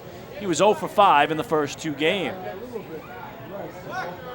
0-2, curve. Man, again, I can't tell you where that pitch was, folks. It looks like it's right over the middle of the plate, above the knees, but called the ball by Tom Gandolfo Jr. So even Herrera was frustrated with that. It was called ball 1, and now that one well wide for ball 2. So twice in this inning, there are pitches by Daniel Herrera that, again, I just can't tell you why they weren't strikes. And again, I am directly behind home plate. So it's got to either be high or low, because those pitches certainly had the plate both times. Stepping out here is Garcia after our third base umpire, Carl Villanueva, moved on him and I think distracted him a little bit. So now he's ready for the 2-2 pitch. Popped up into center field. Delta Cleary Jr. back and then in a little bit into his right. They'll make the grab, and that'll do it for the visitors in the top of the third. No runs, no hits, a walk, 1 man left. To the bottom of the third we go on the island. It's the Blue Crabs 5 and the Ducks 4. Hey fan, this is outfielder Delta Cleary Jr. You're listening to Ducks Baseball on Long Island's home for news, traffic, and weather, 1039 LI News Radio. Long Island's Ford Giant is bigger and better than ever. Sayville Ford celebrating the grand opening of their new state-of-the-art showroom featuring enclosed service drives, luxurious customer lounge, and a larger selection to choose from. Get giant savings on hundreds of new and used vehicles in stock. Sayville Ford's grand opening celebration is going on now. Visit SayvilleFord.com or download the Sayville Ford app today to learn more about Sayville Ford's grand opening savings. Call 631-589-4800 today. Baseball fans, the Long Island Ducks mobile app has officially arrived. Powered by ClearVision Apps, it's your one-stop shop for all things Ducks baseball. Buy tickets straight from your mobile device. Receive game status updates with push notifications. Check out up-to-the-minute news and scores and interact with the Ducks on social media. Best of all, it's free. Download the Ducks mobile app today by visiting the App Store on your Apple-powered device or Google Play on your Android-powered device. The Long Island Ducks mobile app, with you wherever you flock to.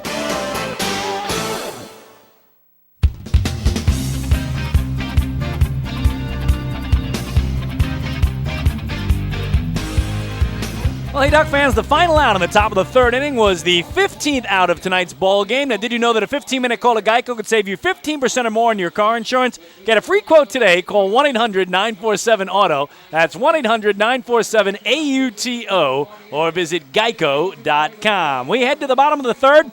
The Blue Crabs with a 5-4 lead over the Long Island Ducks, and Gabby Hernandez back to work. He has not put up a zero yet against Long Island as they got one off him in the first inning and then three in the second. So the right-hander returns to the hill here to start the third inning, and he'll face Mike Dowd, Tyler Colvin, and Mike Blank. Mike Dowd, number 29. So here is Dowd, who he struck out swinging back in the opening inning for the final out in the bottom of the first.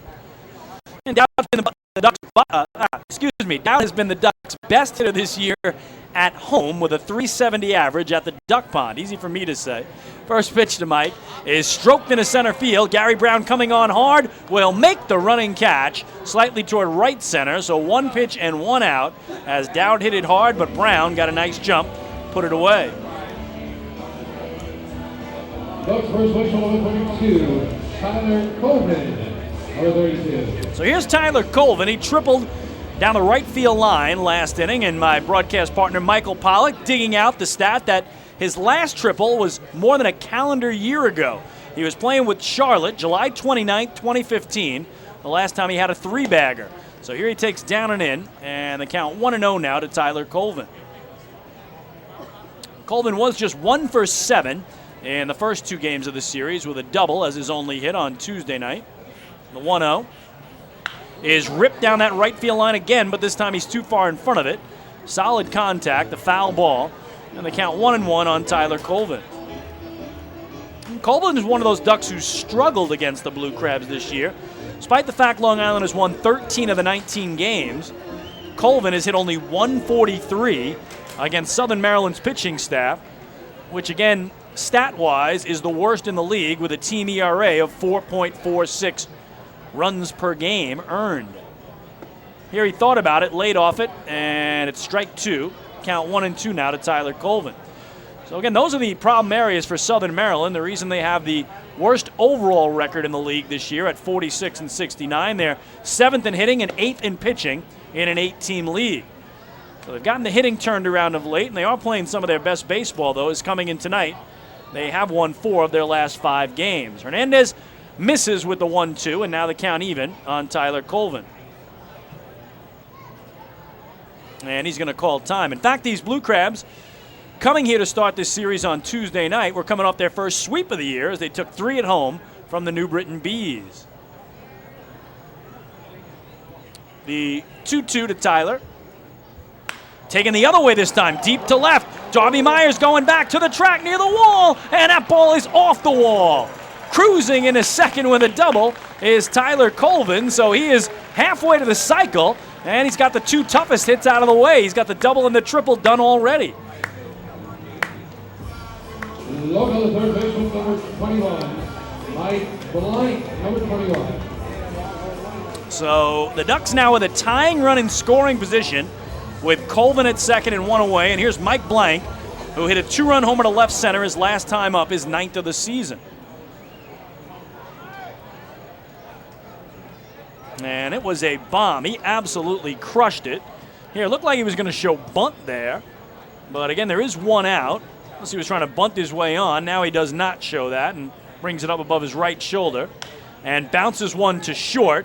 Garcia charges, looks Colvin back at second, fires to first, and gets the second out. So Blank unable to advance Tyler. 2 away, and Matt Wessinger will try to pick him up.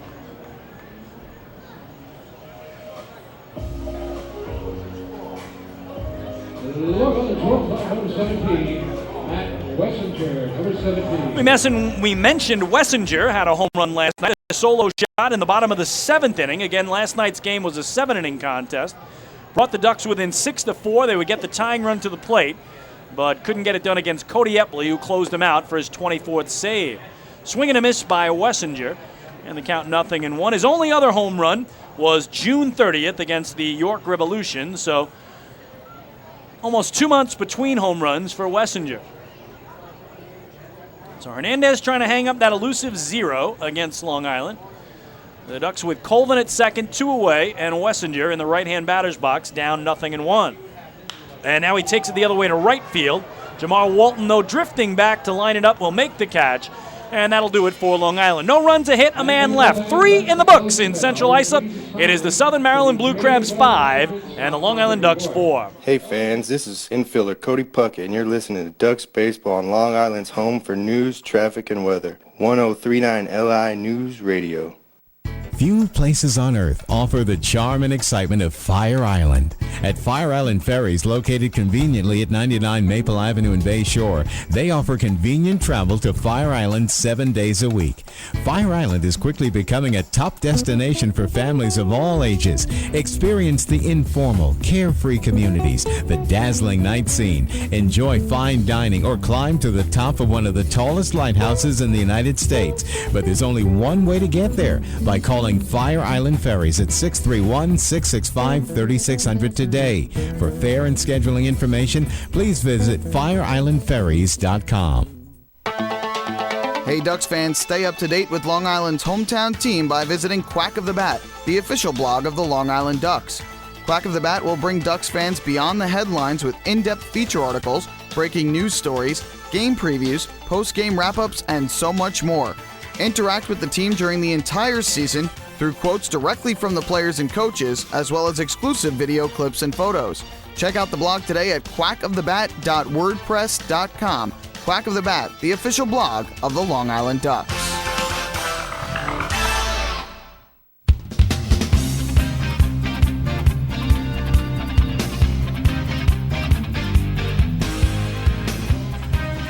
Three innings complete at Bethpage Ballpark in Central Islip, New York. This is Chris King. I thank you so much for tuning into Ducks Baseball tonight, whether you're listening around the world at liducks.com and watching as well at youtube.com/DucksBaseball, or checking us out on our flagship radio station on the game of the week tonight. It's Long Island's home for news, traffic, weather, and Ducks Baseball, 1039 LI News Radio. I do appreciate you stopping by and making Ducks Baseball a part of your Thursday night entertainment.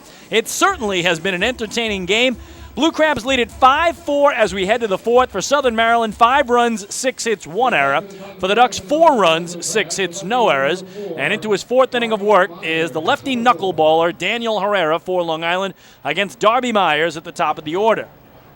First pitch is in there for a strike, 0-1. Myers 1 for 2 with an RBI single and a stolen base back in the second. Part of a double steal. He was the lead runner for the Crabs. The 0-1 is a foul tip into the glove of Dowd, 0-2. Get to our 4th inning trivia in just a second. Give you the question here in the top of the inning and the answer in the bottom of the frame. And since we talked to Bryant Nelson in our pregame interview tonight, it'll be slightly a Bryant Nelson-related question. The 0-2 is a swing and a miss. There's that great knuckleball this time from Herrera as he picks up his second strikeout, 1 away. All right, one of the greatest playoff home runs in franchise history was hit by Bryant Nelson when he played for the Ducks. It happened on this field September 30th of 2012. It was the deciding Game 5 of the Liberty Division Championship Series between the Long Island Ducks and the Southern Maryland Blue Crabs. Again, at that point, Nelson was a member of the Long Island Ducks. He hadn't yet joined the Crabs. Here's Gary Brown, and he bounces one to third. Backhanded there by Mike Blank. Sets, throws in time, and he got him 2 away. So in that game, again, the deciding and 5th game of a best-of-5 series, Ducks trailed 3-2 into the bottom of the 8th. Bryant Nelson hit a 2-run homer to put him up 4-3. The Ducks won it 5-4 and won the series to advance to the championship series, where they beat Lancaster in 5 games for their 2nd title. So again, that is one of the biggest playoff home runs in franchise history, as here's Bryant Nelson stepping in cue. But in that game, there were only 2 Ducks who played in that game who are currently on Long Island's roster tonight. So name the 2 Ducks who played in that game, Game 5 of the Liberty Division Championship Series against the Crabs back in September of 2012, where Nelson hit that legendary home run to give the Ducks the lead in the bottom of the 8th. Talk about drama. Name the only 2 Ducks who played in that game who are on the Ducks roster tonight. 2-0 is popped up by Nelly behind home plate, and it's out of play. So we're going to give you the answer in the bottom of the inning. And if you're a longtime Duck fan, I think one of the names would be pretty obvious. The other one is a little bit tricky, and I'll explain when I give the answer. So again, it is almost 4 years ago now, but that is one of the most famous home runs in playoff history for the Ducks, hit by Bryant Nelson. I put that one right up with Ray Navarrette's big home run in the deciding game of the championship series of 2013 in Bridgewater, New Jersey against the Patriots. 2-2 is poked the other way to first. Tyler Colvin will take it to the bag himself. And 1-2-3 go the Blue Crabs. We go to the bottom of the 4th. Southern Maryland up on top of Long Island, 5-4. Hey fans, this is Bud Harrelson, and you're listening to Ducks Baseball on Long Island's home for news, traffic, and weather. 1039 LI News Radio. Hey, Ducks fans, the official hotel of the Long Island Ducks is the Upsky Long Island Hotel in Hauppauge.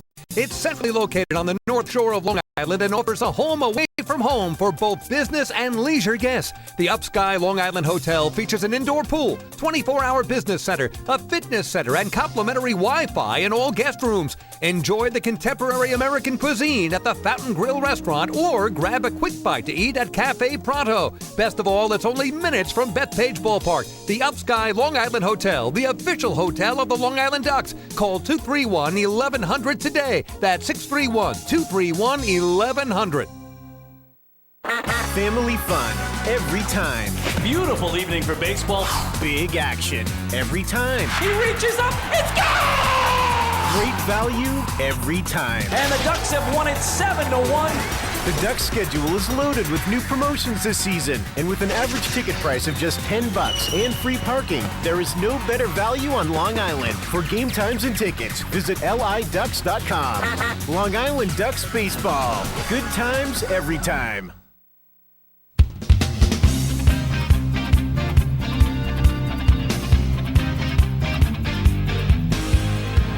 Ducks trail at 5-4 as we go to the last of the 4th. Time now to wrap up our 4th inning trivia. We told you about Bryant Nelson's legendary playoff home run on this field September 30th, 2012 in the 5th and deciding game against the Blue Crabs to give Long Island the victory. There were 2 Ducks who played in that game who are still on the current roster tonight. Name those 2 Ducks. All right, did you get them? Here are the answers you're looking for. Dan Lyons, which I think is the obvious one. And the one you may not have gotten, Bobby Blevins. Bobby Blevins was the starting pitcher in that 5th and deciding game. And I bet you a lot of folks out there today and tonight thought that Lou Ford was one of the 2, but Lou Ford had already been signed away by the Baltimore Orioles that year. Chris Scurry here leads off the home 4th, Ducks down a run, and Gabby Hernandez gets strike 1 on him. So I'm sure many of you thought Lou Ford was an answer, but that was the year, you remember, that Lou started the season with Long Island, but was signed away by the Orioles and ended up playing the Yankees in the opening round of the playoffs. So he made it all the way back to the big leagues from AA, AAA to Baltimore. And I remember my son Connor, who's sitting beside me tonight, going into Yankee Stadium and seeing Lou Ford play at Yankee Stadium for the Baltimore Orioles. 1-1 to Skura, and now ball 2 inside. And the other answer I think a lot of you may have come up with is John Brownell, but John Brownell is not correct either. John Brownell pitched Game 4 of that series. So again, he pitched the previous game of that series, Game 4, not Game 5. Bobby Blevins was the Game 5 starter. Big bouncer here to second. Angel Sanchez waits on it, guns it to first in time to get Skura, and he's retired 4-3. So again, the only two players who played in that legendary game who are in the uniforms tonight for the Long Island Ducks are on the roster, is the way I asked the question. Dan Lyons and Bobby Blevins, the starting pitcher. And I actually dug out my score sheet from that night, so I'll run you through the other names and you can think back to these great Ducks that were part of the 2012 championship team. Here's Anthony Vega at the top of the order. His speed has just wreaked havoc in this game tonight. Here he hits a slow one towards second. The pitcher, Hernandez, though, picks it up, beats him to first base, and gets the out. So the first time tonight that Vega is retired, it goes one unassisted, and there are two away. Boy, Anthony again opened the game with a bunt. Hernandez had a throwing error. He ended up on third base. And then Vega scored from first on a Lentini single in the second inning. So here's Lentini with 2 outs and nobody aboard. The Ducks lineup that night where Bryant Nelson hit the legendary homer to win Game 5 of that Liberty Division Championship Series. Craig Binnick led it off in center field. Joe Ash Brodeen, the 2-man in right. Ray Navarrete was the DH and 3-hitter, and Brandon Singh was the first baseman and cleanup man. First pitch to Lentini is a swing and a miss. Bryant Nelson hit fifth and played third base. Lee Cruz was the left fielder and 6-man. Sean Williams played second base, batting seventh. Dan Lyons, again, was the shortstop and 8-hitter. And Josh Johnson was catching and batting ninth.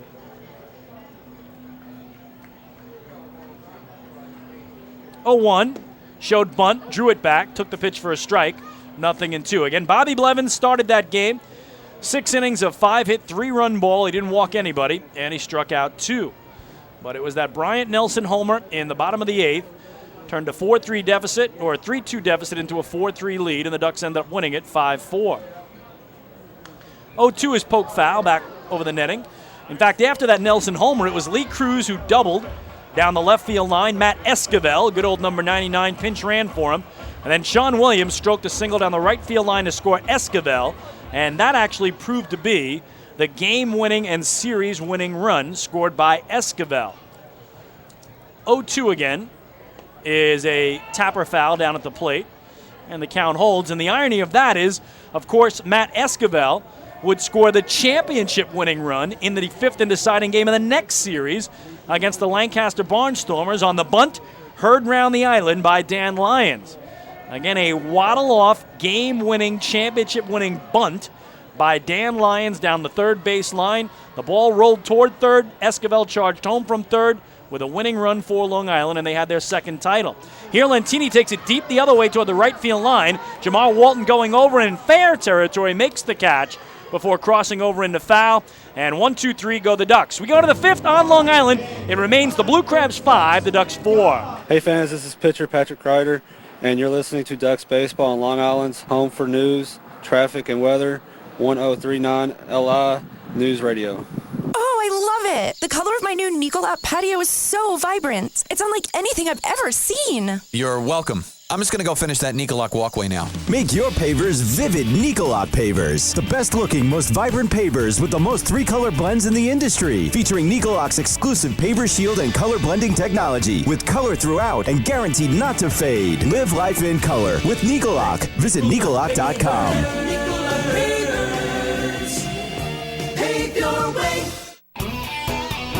Enjoy the ultimate VIP fan experience at Bethpage Ballpark this season by taking in a Ducks game from the exclusive Trouttown Fan Can.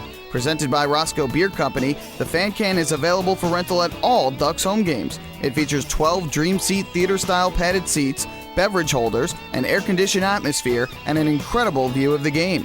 Packages are now available with food and beverage included. To reserve your Fan Can outing today, call the Ducks Group Sales Department at 631-940-3825. The Trouttown Fan Can at Bethpage Ballpark. Your VIP experience awaits.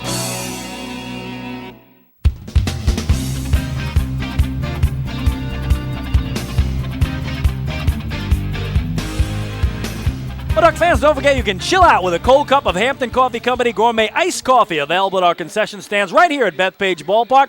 Hampton Coffee is the preferred coffee of the Long Island Ducks. Visit HamptonCoffeeCompany.com or visit their cafes in the Hamptons. We head to inning number 5 for the first time in the game. Both pitchers have hung up back-to-back zeros, so after Daniel Herrera and Gabby Hernandez combined to allow 9 runs in the opening 2 innings. They've each posted zeros in the last 2 innings, and in fact, Herrera for the Flock has retired 4 in a row and 7 of the last 8. So he'll start with a cleanup man, Angel Sanchez. And Sanchez already a home run tonight, a solo shot to left, his 6th of the year, and a walk, as he will stand in here, start the visitors' 5th, with Southern Maryland up a run. We talked about that monster game by Sanchez last night, 4 for 4 with 5 runs batted in. That was not the most runs batted in by a Crab this season. Molina had a 6 RBI game earlier this year. Missing away here is Daniel Herrera with his first pitch, 4-1. So again, the most runs batted in by a Crab this year, Gustavo Molina, had a 6 ribby game. As here, Herrera again misses high, 2-0. And then we talked about the Tuesday night game where Lentini drove in 4 runs. No Duck has driven in 5 runs in a game this year. Knuckleball strike in the count, 2-1. That was the 16th time this year that a Long Island Duck has had a 4 RBI game, but nobody has had a 5 ribby game. 2-1, backdoor curve for a strike. So keeping him honest is Daniel Herrera, not just straight knuckleball after knuckleball after knuckleball. And Sanchez at 2 balls and 2 strikes. Herrera kicks and comes home. And that one missing low and away, and the count now full. And Angel Sanchez, big league experience with the Royals, the Red Sox, the Astros, and the White Sox. Also had a 4 for 4 game Friday night at home against the Bluefish. Here, up and away, misses Herrera, ball 4. And check that. That 4 for 4 game he had at home Friday was against New Britain. And then the 4 for 4 game last night. But being very careful with him was Herrera. But it's a walk, his 3rd of the night. And the 2nd time he's given Angel Sanchez a free pass. Not a bad guy to put aboard the way he's swinging the bat. So here's Michael Snyder. He has been hit by a pitch and also lined out to the second baseman, Ruben Gotay.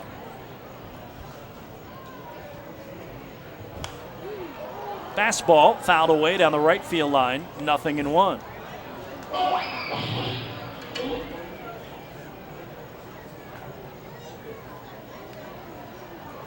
And Snyder, their leading hitter, average-wise at .319. Also leads the club with 18 homers. That's tied for 3rd in the league. 4 of those homers against Ducks pitching. 0-1 is outside, 1 ball and 1 strike. He's also hit .347 against Long Island staff in the season series. So Michael Snyder responsible for most of the damage. In the 19 previous games, only 6 of those, though, won by Southern Maryland. And tonight is game 3 of a 6-game homestand for the Ducks. York Revolution will be here tomorrow, Saturday, and Sunday to close it out. And the Crabs will head home for what to me has got to be their biggest series of the year. They will host the Sugarland Skeeters Friday, Saturday, and Sunday, the team atop the Freedom Division that they're trying to catch. 1-1 is low, 2 balls and a strike. So for the Skeeters, they are atop the Freedom, 3 better than the second-place Rebs, who've already clinched a playoff spot by winning that division in the first half. But start of play tonight, Southern Maryland is 8.5 games out.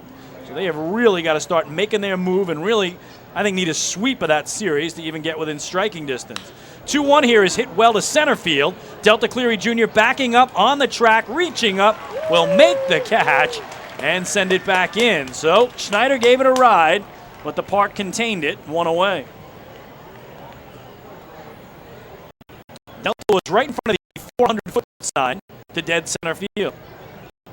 Go 325 down the lines here. First baseman number 29, Zach Wilson, number 29. So 1 on, 1 out. Here's Zach Wilson. 1 for 2 tonight with a single, a run scored, and a strikeout on his ledger.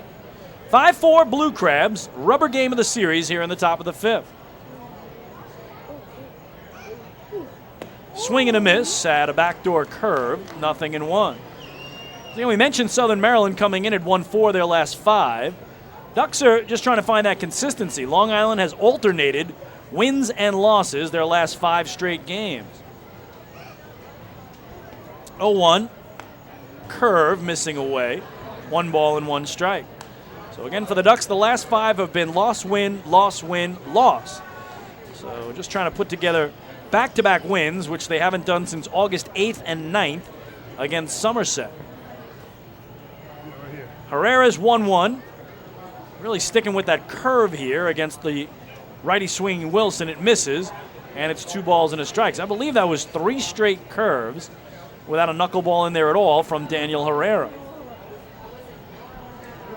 And Kevin Baez telling me before the game he's not concerned at all with a pitch count of Daniel Herrera because, again, that knuckleball takes very little resistance on the arm there as this knuckler gets away from Dowd. The runner Sanchez goes for second. The throw down is in time, and they got him. What a job by Mike Dowd as the ball went off his glove and to his left up the third base line. He tracked it down and fired a bullet to second to get Angel Sanchez, who was trying to advance on that pitch off his mitt. So just like that, 2 away, nobody on, and the count 3-1 now on Zach Wilson.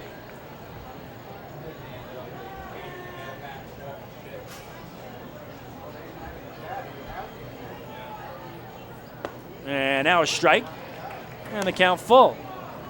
So real nice job by Dowd when it looked like Sanchez would easily advance to second base. Here's the payoff. Bounced wide of third. Jeremy Owens going to try to track it down there. The first-year skipper of the Crabs finally decides to let it go and let Anthony Vega, the left fielder, go pick it up. So again, the Blue Crabs go home for a 7-game homestand starting tomorrow night. 3 against Sugar Land, then 4 against Somerset.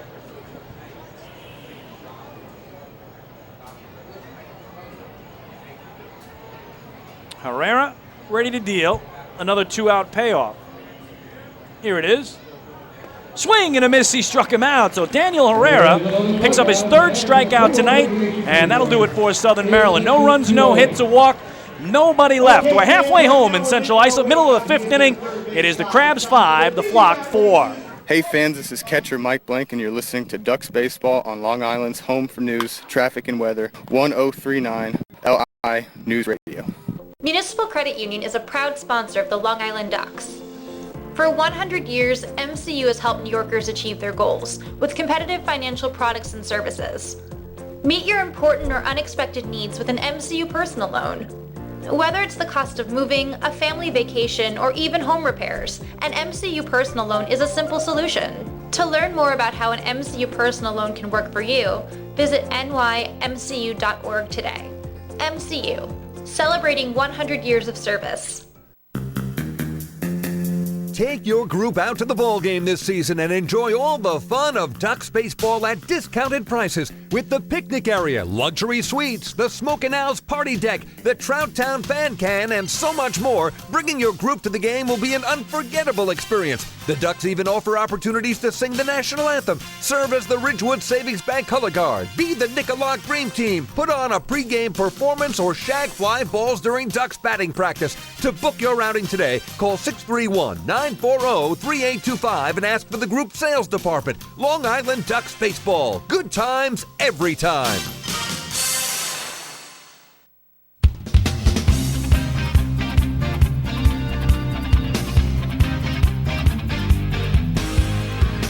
Oh, we head to the bottom of the 5th on Long Island. The Ducks trail the Blue Crabs 5-4. Let's pause 5 seconds for station identification.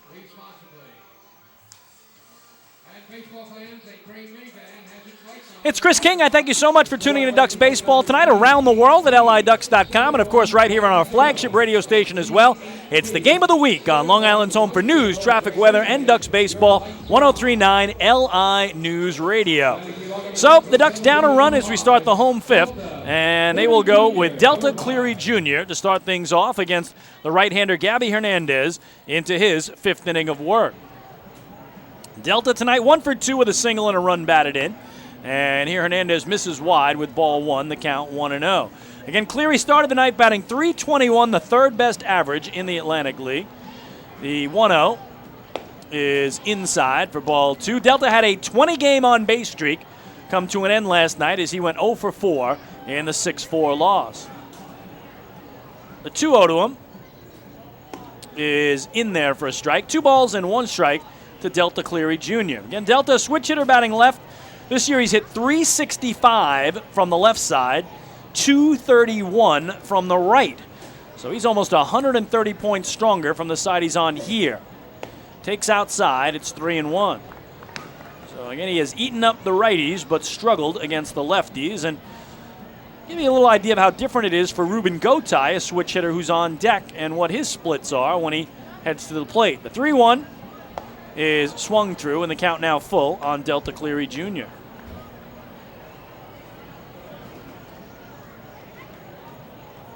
Ducks have had one lead in this game. It was 1-0 Long Island after 1 inning. Blue Crabs took a 5-1 lead. Ducks got back to 5-4, and we've been stuck there since. No scoring in the last 3 frames for either team. Payoff is a changeup away, and it misses. So first walk of the night for Gabby Hernandez, and that's our first Municipal Credit Union walk with a purpose. Every time a Ducks batter walks, the Quackerjack Foundation wins. So Hernandez puts the tying run aboard, and Delta can fly. 24 stolen bases this year. Second on the team. He's only been caught 8 times, and he does a swipe last night. So let's see if Ruben Gotay gives him a chance to do his thing here, a straight steal. And Ruben tonight 1 for 2 with a single as well. Delta at the cutout does not go. Gotay takes away. Ball 1. Now Ruben from the left side where he is here is a .295 hitter.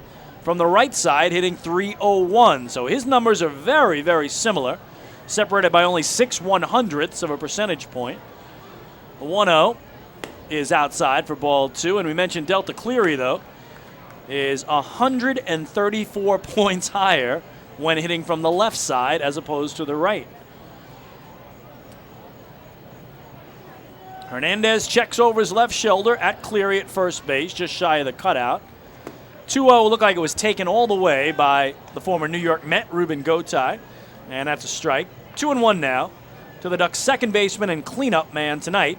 Again, in the absence of Cody Puckett, who's got a little bit of a injury in the rib cage area that's bothering him when he's throwing. He's the normal cleanup hitter.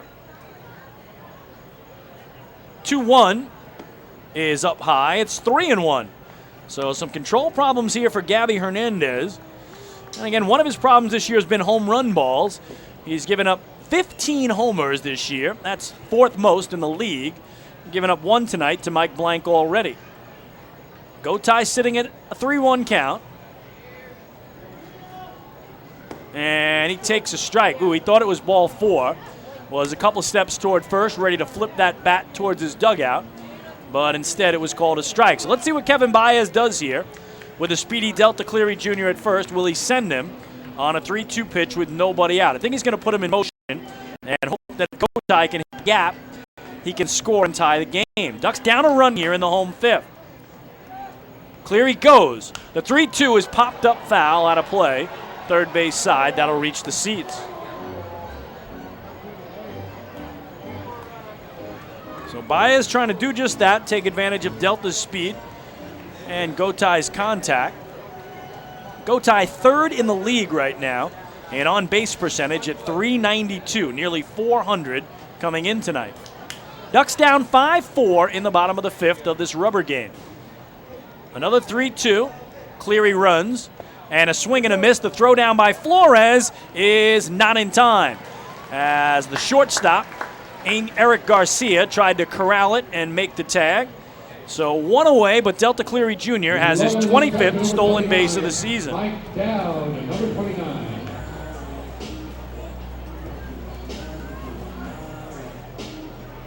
And for Gabby Hernandez, his 3rd strikeout of the night.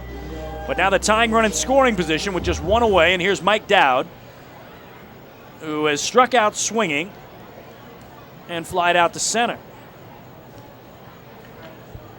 Gabby Hernandez, the right-hander, set in the middle of the rubber. And now he's going to step off. Well, Mike Dowd's .340 average against the Blue Crabs is actually the leading batting average of any Duck in the lineup tonight. First pitch to him is low and away for ball 1. The Ducks actually have their top 4 hitters against the Blue Crabs all out tonight. Danny Lyons is injured. He's batted .385 against them. Mark Minikazi injured, batted .370 against Southern Maryland. Cody Puckett injured, a .364 hitter. And Lou Ford, a night off, he's hit .357. So they got 4 hitters who've hit .357 or better, all not in the lineup tonight. It's here. Angel Flores, the catcher, goes out to talk to Gabby Hernandez. And home plate umpire Tom Gandolfo Jr. indicating it is not a timeout, as they were just discussing the signals. So let's see if Mike Dowd can tie this game for Long Island. He's had hits in each of the first 2 games of the series, but including tonight, he's now just 2 for 15 in his last 5 games. Hernandez will deal 1-0, and that gets the inside edge of the knees to even things up, 1 ball and 1 strike. Dowd had a monster home game. One of the last home games here, August 13th against Lancaster. He went 4 for 5. One of the reasons he's their best hitter here. Fouls one back off the mask of the catcher, Angel Flores. And he pulls it off, dropped his helmet, appears to be okay. And the good news is Flores is just fine. 1-2, the count to Mike Dowd. So Gabby Hernandez waits for his battery mate, Angel Flores, to get that helmet and mask back on. And now to have Dowd ready himself from the right side. Hernandez set away from the letters, the 1-2. Curveball, loops it into center field. Is it going to get down? It will. In front of Gary Brown. Turning third and coming home is Delta Cleary Jr. Here's the throw. Head first slide. He's in there. Going for second is Dowd, and they got him caught in a pickle now between first and second, and he is tagged out by the pitcher, Gabby Hernandez. But not before he delivers an RBI single. Mike Dowd has tied this game at 5 here in inning number 5. So again, he tried to go for the extra base when the throw came home, but what a headfirst slide by Delta Cleary Jr. just ahead of the tag. So for Mike Dowd, RBI number 38 on the year. He's got runs batted in all 3 games of this series, and the Ducks have climbed all the way back in from 5-1 down to tie this game at 5. 2 away now, nobody on for Tyler Colvin. He's already got a double and a triple tonight. He's halfway to the cycle, and he takes a called strike here on a backdoor breaking ball. And there's been 1 Duck in their 17-year history who's hit for the cycle, and right now he's managing the Bridgeport Bluefish, Louis Rodriguez. Here it's fouled off the foot of Tyler Colvin, and the count 0-2. I'll never forget that night, summer of 2004. Ducks playing in Bridgewater, New Jersey against the Patriots on a fireworks night. About 8,000 people crammed into the park, and Louis Rodriguez, single, double, triple, 2 home runs. He did it upright. The only Duck to ever hit for the cycle in their 17-year history. 0-2 is a swing and a miss, or they're going to say a foul tip held by Flores, and that'll do it for Long Island in the home 5th. But they do pick up a run on a hit. There was a walk, and nobody left. 5-5 our score after 5 tonight here in Central Islip. Hey fans, this is pitcher James Lomagino, and you're listening to Ducks Baseball on Long Island's home for news, traffic, and weather, 103.9 LI News Radio. Hey PSEG Long Island customers. Want to learn how to save on your electric bill? Here's one way. You can save up to $100 each year by simply replacing 10 incandescent bulbs with CFL or LED bulbs. Want to save even more? Take our online home energy survey. It's free. It takes just 10 minutes to complete, and it may save you hundreds more. Find out about our energy efficiency programs at www.pseglinY.com/savemoney. M&V Limousines is the official bus company of the Long Island Ducks. Family owned and operated, they've been in the business for over 23 years. M&V Limousines offers coach buses with Wi-Fi and restrooms, party buses, exotic limousines, and so much more. Whether you're looking for transportation for weddings, proms, corporate outings, or long-distance trips, they've got the right vehicle for you. Visit their showroom in Comac or check them out online at mvlimo.com. M&V Limousines, the official bus company of the Long Island Ducks.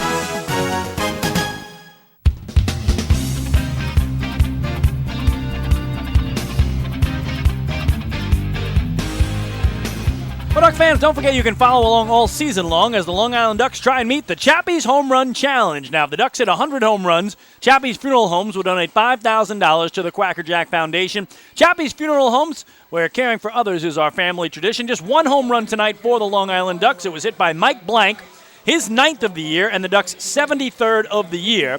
So, including tonight, 26 games to go, 27 home runs away from meeting the Chappie's Home Run Challenge. So if the Ducks can average right about a homer a game, they will get there. We mentioned Matt Wessinger's homer last night was their first home run in 9 games. So they were in a huge drought. Finally broke out of it last night, got another one tonight. And including tonight, the Ducks will play 26 games in the 25 days that follow, including tonight, to wrap up the regular season. No days off at all. And the lone doubleheader will come in Lancaster, Pennsylvania, August 30th.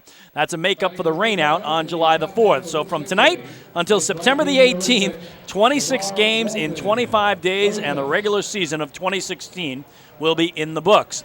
Well, we got a good game going on. We're 5-5 after 5. Lefty Daniel Herrera, his longest outing of the year for the Ducks, still throwing the knuckleball, and it'll go against the bottom third of the order here, and Jamar Walton, the 7-man, to start it for the Crabs, and he starts him out with strike one. Walton, 1 for 2 with a single, a run scored, and a ground out.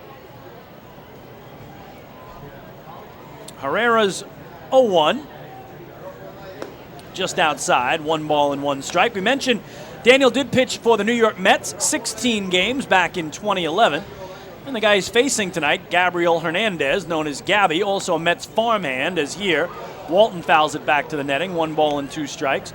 Hernandez selected by the Mets in the 3rd round of the 2004 draft, but only spent his first 2 years in the Mets organization. Never made it up to the big leagues in 9 years of affiliated ball with the Mets, the Marlins, the Mariners, the Royals, the White Sox, the Diamondbacks. Got as high as AAA, but never to the show. Another one off the plate to Walton, and the count now 2-2. Herrera's pitch, knuckleball. Bottom did fall out of that one, but it was off the plate, and the count now full.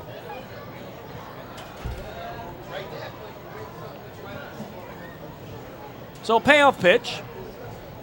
Swing and a miss as he picks up his 4th strikeout of the night. 1 gone here in the visitors' 6th.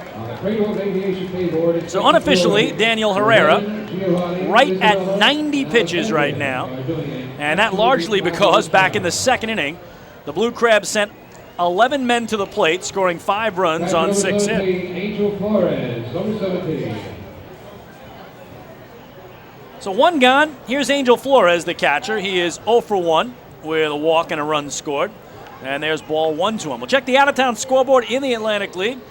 We start in York, Pennsylvania at Peoples Bank Park. Skeeters and Revs playing a rubber game there as this knuckler drops in, 1 ball and 1 strike. Sugarland out to a 3-0 lead as they play in the bottom of the 6th. Herrera's 1-1. Another swing and a miss. He's got it working here. It's 1-2. Also a rubber game tonight in New Britain, Connecticut, between the Bluefish and the Bees, the 2 Connecticut teams. And right now, New Britain on top, 5-2 in the top of the 6th. 1-2 here is skied in the center field. A moon ball, but Delta Cleary Jr. drifting back and left, the one-handed grab, and that's out number 2. And going for the sweep tonight in Bridgewater, New Jersey are the Lancaster Barnstormers, and they have a 3-0 lead over the Somerset Patriots as they play in the bottom of the 4th. So 2 up, 2 down. Here's Eric Garcia. Daniel Herrera, after allowing 5 runs on 6 hits in the 2nd inning, has not allowed a hit since. So he is trying to put up his 4th straight hitless inning since that frame to forget. And here he gets strike 1 on Garcia, who had a 2-run double in that 5-run 2nd, scored a run, and he's also flied out. Rubber game in St. Louis between the Mets and Cardinals as Garcia pounds it foul down the right field line. Mets up 1-0 in the bottom of the 3rd. Again, as right now they sit 4.5 games back of the Cards for the 2nd and final wild card spot in the National League. Again, the Yankees with the night off as they wrapped up that series in Seattle, and the Bombers and red-hot Gary Sanchez to take on the Orioles tomorrow night in the Bronx. 0-2, taking the other way to short. One hop, Wessinger, fields, spins, fires, he got him. What a job by Matt Wessinger. And 3 up and 3 down go the Blue Crabs. We go to the bottom of the 6th. Long Island and Southern Maryland all even at 5 aside. Hey fans, this is catcher Mike Dowd, and you're listening to Ducks Baseball on Long Island's home for news, traffic, and weather, 1039 LI News Radio. James Simmons is going back. He is looking up, and on in the park night, that one is gone and reaches a kennel in Central Islip. That was another home run for the Ducks. And Duck fans, what's more fun than a home run that helps the Ducks win a game? How about a homer that helps the community win? Chappie's Funeral Home and the Long Island Ducks have once again teamed up for the Chappie's Home Run Challenge. If the Ducks hit 100 homers this season, Chappie's Funeral Home will donate $5,000 to the Quackerjack Foundation. So every time a Ducks hitter goes deep this season, watch for the Chappie's Challenge home run count on the scoreboard. And if we reach 100, we're all a winner. Chappie's Funeral Home, where caring for others is a family tradition. Can't get enough of the Long Island Ducks? Well, now you can get even more inside info on your favorite hometown team through Facebook and Twitter. The Ducks are constantly updating fans through social media with scores, transactions, ballpark promotions, and much more. You can even win great prizes. All you'll need to do is make a free account on Facebook and Twitter, and then visit us at facebook.com/LIDucks and twitter.com/LIDucks. Think you're Long Island's biggest Ducks fan? Get connected now.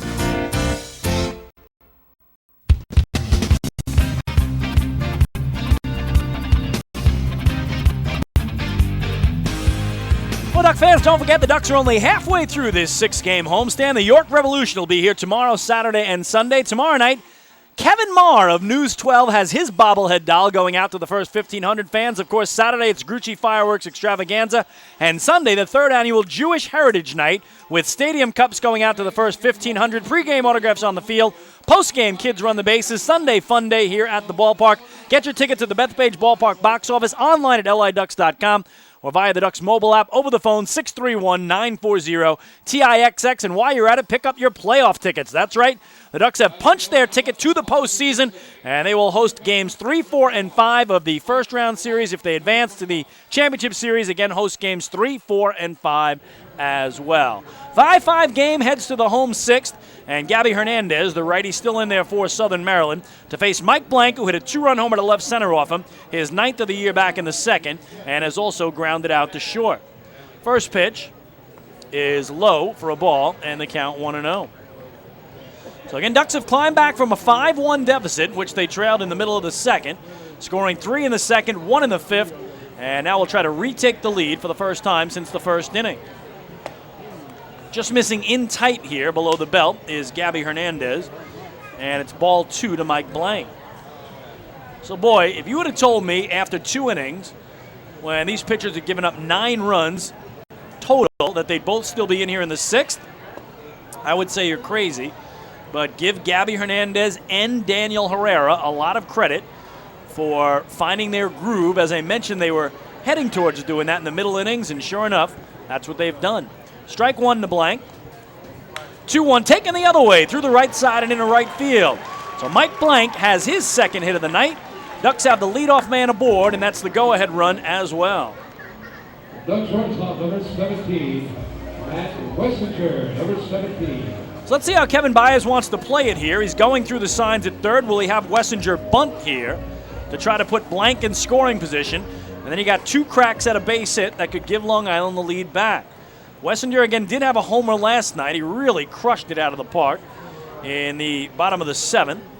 But tonight he's flied to left and flied to right, flied to center and flied to right. He does show bunt, takes it back, and the pitch was low and away for ball 1.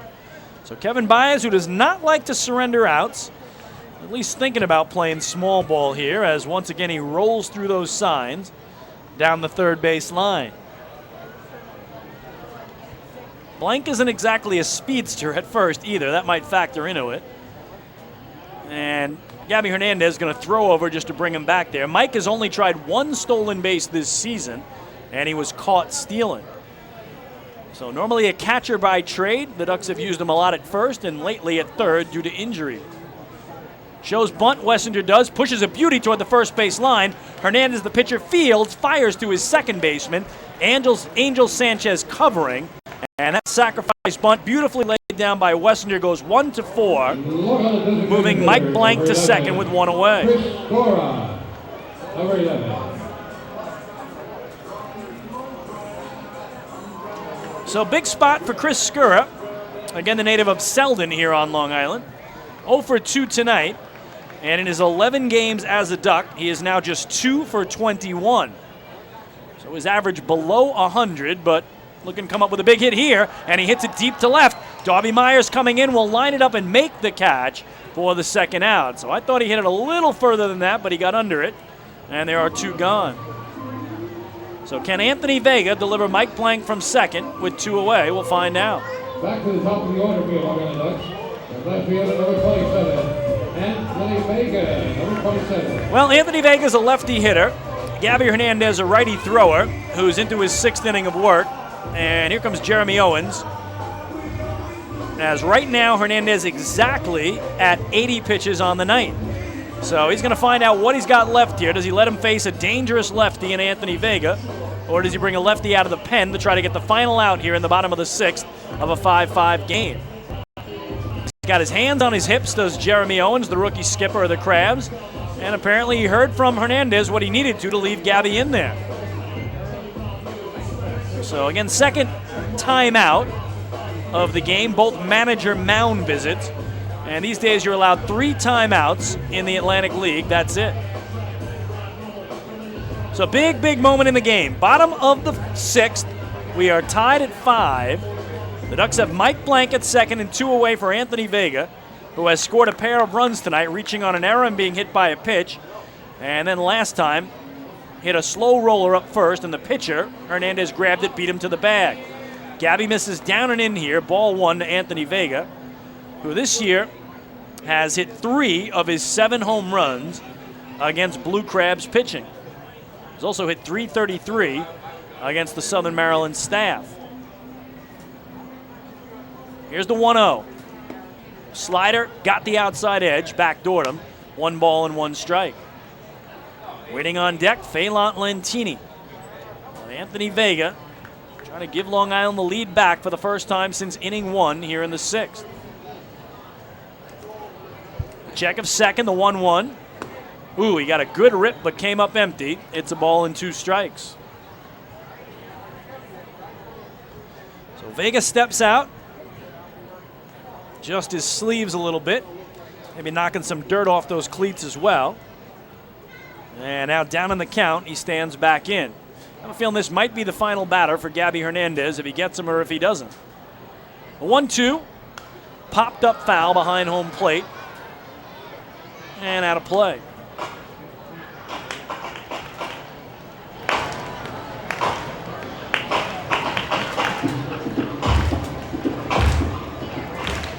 And Mike Blank leads away from second, the 2-out runner for Long Island. Anthony Vega still down 1-2. Here's the pitch. And he hits it slowly to first. Zach Wilson will field it. No, they're going to say it's off his foot now. And that's going to keep him alive. So that would have been an easy out. And that's a huge break for Long Island. It may be painful right now for Anthony Vega, but he's going to take that because the inning would have been over, and now he's got new life.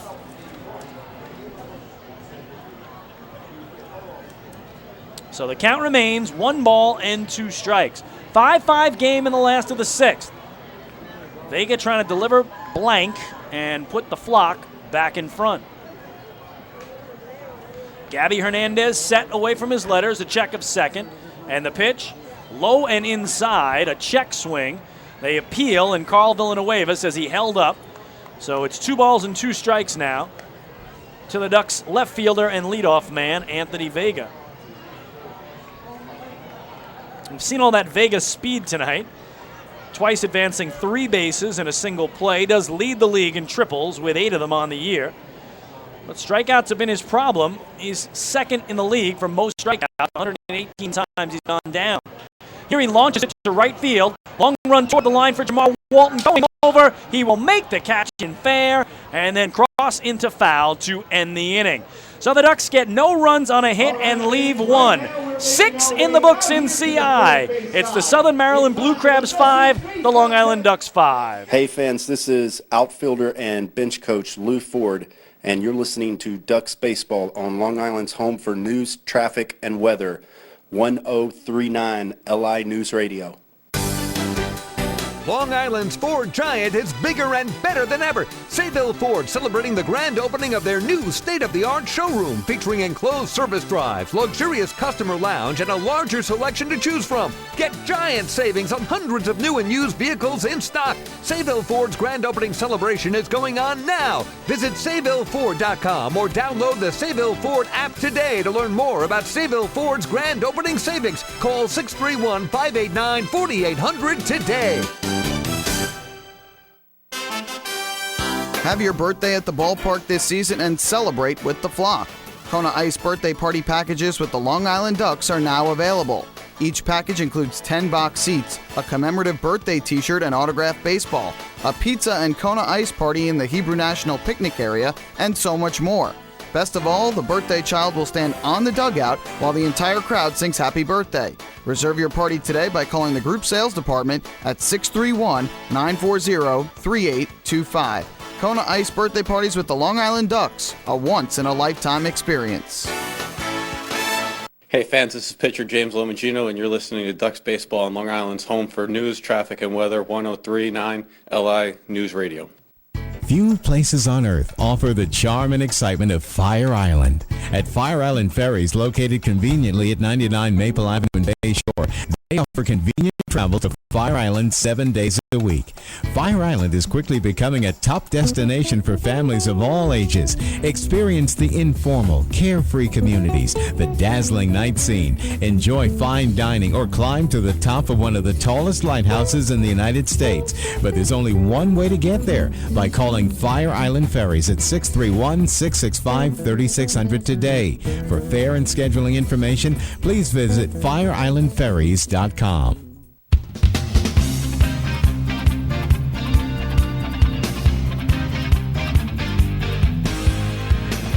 Well, we go to inning number 7 at the Duck Pond. Our game tied at 5 for the Crabs. 5 runs, 6 hits, 1 error. For the Ducks, 5 runs, 8 hits, no errors. We welcome everybody listening around the world tonight, to the Blue Crabs fans down in Crustacean Nation, to the Duck fans around the world. It's been a good one in this rubber game matchup, and Long Island has gone to the bullpen here as lefty Daniel Herrera is done, replaced by fellow left-hander Patrick Kreider, and he will go against the top of the order and Darby Myers. So the knuckleballer really righted his game after one rocky inning, and now Kreider misses low with the ball.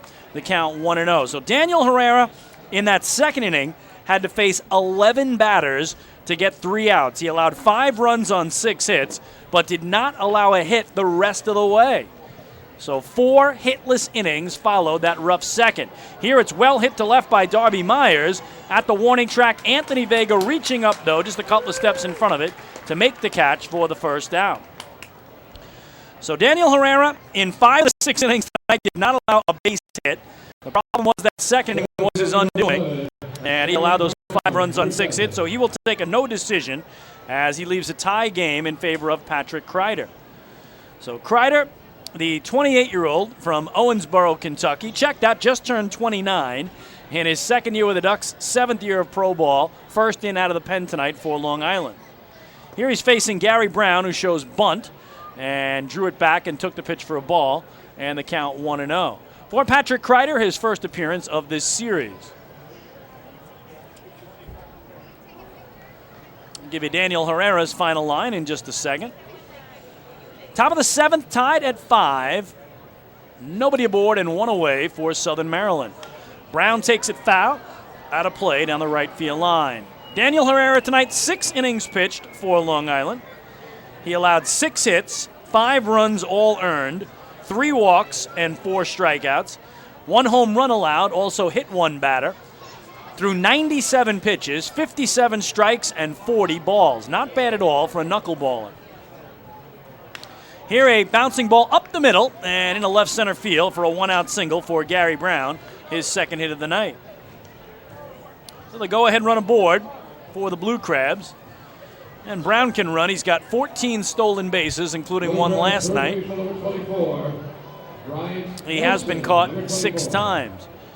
So here's Bryant Nelson. He's 0 for 3 tonight. Again, the Atlantic League's all-time career hit leader now. Nelson sitting on 1,077 hits in his 11 years in the ATL. So again, those guys have watched that knuckleball dance at him all night long, and suddenly in comes Patrick Kreider, who's had an amazing season for Long Island. And he'll take a look at Brown with a big lead at first. Deal to Nelly, down and in for ball 1. How about this breakdown, though, that I was talking about? Michael Pollack, my broadcast partner, gave the official numbers on Herrera in that second inning. Daniel Herrera, 5 runs on 6 hits. He hit a batter. He had a walk. Didn't strike out anybody. In innings 1, and then 3, 4, 5, and 6. No runs, no hits, 2 walks, 4 strikeouts. Here Nelson grounds it to third. Nice short hop pick by Mike Blank. His only play to first, and he will get Nelson there for the second out as Speedy Gary Brown got to second, and I think Blank made the right decision rather than try to get the lead man. He might not have gotten anything. So on the 5-3 ground out, Brown to second. He's in scoring position with 2 away. And it'll bring up Angel Sanchez, who has been aboard all 3 times tonight. A 6th homer of the year, a solo shot to left in the second. And then he was walked. He took the next 2 times up by Daniel Herrera. So a real nice job by Herrera of not allowing a hit after the second inning in his final 4 frames of work. Kreider checks second, and the pitch down and away, ball 1. Talked about Kreider's amazing year for Long Island. 3-0 in 51 relief appearances. His ERA 0.76. That's right, less than 1 earned run against per game. In 35 1/3 innings, he's only allowed 14 base hits coming in tonight. His 1-0 is in the dirt through the legs of Mike Dowd into the backstop, and that is going to allow Gary Brown to go to third base on what will probably be scored a wild pitch. Patrick's walked 22, struck out 31, and the opposition is batting only .125 against him on the season. So right through the 5-hole of Dowd in a hockey term. It is a wild pitch. And now out goes Dowd to try to settle down southpaw Patrick Kreider.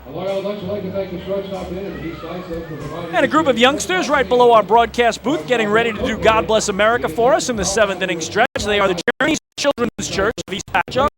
And, of course, we will carry that here on 103.9 LI News Radio and around the world on LIDucks.com if the Ducks can get this final out here in the top of the 7th. 90 feet away is the go-ahead run now after the wild pitch and the count 2-0 on Sanchez. And now Kreider misses away. It's ball 3. So, again, they are being very careful with Angel Sanchez coming off his 4-for-4 game last night with a homer and 5 runs batted in. Tonight, 1-for-1 with 2 walks and a homer. 3-0. Low and inside. Another good block by Mike Dowd. And again, they got a couple empty bases. They will use one here on Sanchez. His 3rd walk of the night.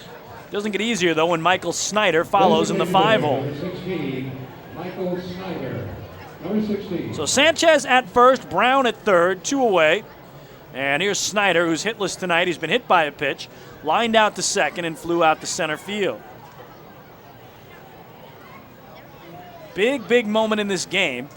You mentioned the Ducks were down 5-1 in the middle of the second, have clawed back in at 5-5, and certainly don't want to give the lead back. Kreider from the middle of the rubber comes set away from his letters. His first pitch. Taken the other way into right field for a base hit. Gary Brown will score. It's an RBI single for Michael Snyder, and the Blue Crabs are back on top. It's 6-5 Southern Maryland here in the top of the 7th. So Snyder's first hit tonight on the first pitch he sees. He takes it the other way through the hole and puts the Crabs in front. Number 29, Zach Wilson, number 29. So for Michael Snyder, it's RBI number 49 on the year. Trails only Zach Wilson in that category for the team lead. And Wilson due to hit here. I believe we're going to have a pinch runner at second base for Angel Sanchez.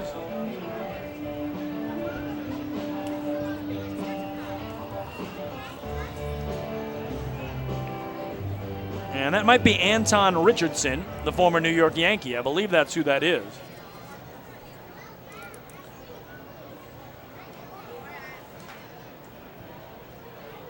So at the plate is Zach Wilson. First and second, 2 away. Southern Maryland up 6-5.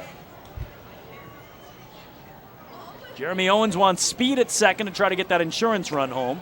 And Patrick Kreider misses low and inside, 1-0. So it is indeed Anton Richardson.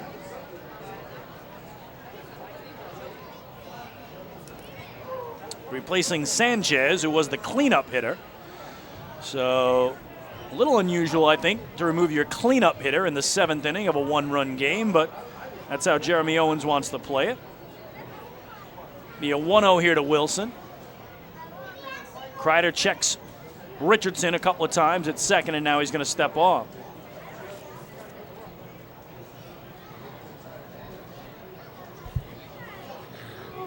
"6-5 Blue Crabs, top of the 7th. Kreider is 1-0. Grounded foul down the left field line. 1 ball and 1 strike on Zach, who after a single up the middle and a run scored back in the 5-run second has struck out swinging in the 3rd and struck out swinging in the 5th.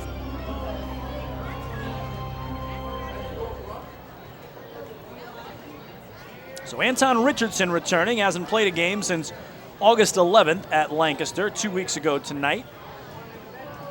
And he'll give him some speed down at second base. Kreider's 1-1 to Wilson. Fouled away down the right field line out of play. It's 1-2.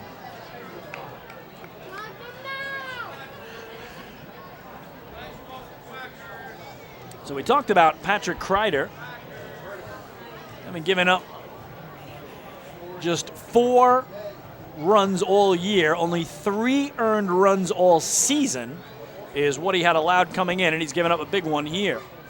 Trying to limit it to just that, though, as he's in front 1-2.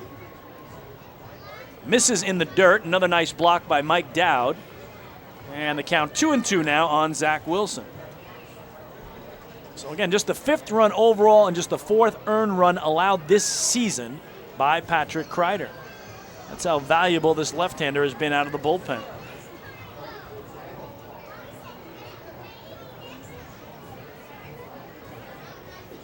He sets at the letters, a check of second. Another check in the 2-2. Down and away. He's giving Mike Dowd a workout here as his catcher slides to his right to block that. And the count full. So now it gets very, very dangerous with Zach Wilson, the former pick of the Yankees back in the 2011 draft at the Dish. And the 2-man in motion will run from their respective bases. Anton Richardson, the pinch runner at second. Michael Snyder, who had the go-ahead RBI single at first. Kreider a long stare into Mike Dowd. And then comes set. Here's his payoff. Low and inside, he's walked him, and the bases are loaded. So second walk of the inning. The carousel spins. Richardson to third. Snyder to second. Wilson takes first. And here's Jamar Walton, a lefty swinger against this lefty thrower. Walton tonight 1 for 3 with a single and a run scored in the second. Since then, he's grounded out and struck out. So it gets a little tougher here for Patrick Kreider as the sacks are full of Blue Crabs. First pitch. Swings through it, 0-1.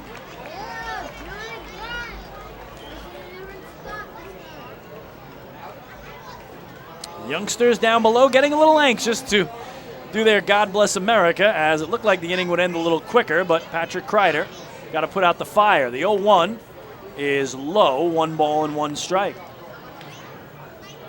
Just another beautiful night for baseball. The weather forecast was to heat up a little bit tomorrow and then be absolutely gorgeous again Saturday and Sunday. So come on out. Ducks are home the next 3 nights. 1-1. Outside, ball 2 with no place to put him. Again, Kreider has already walked 2 in the inning and given up 2 hits. So he's retired 2, walked 2, and allowed 2 to reach on base hits. Facing his 7th man of the frame here in the 7th is Long Island Southpaw. 2-1. Bounced up the middle, going to be a tough play. The second baseman, Gotay, will throw to third, And did they get the runner there? No, just getting back to the bag was Michael Snyder.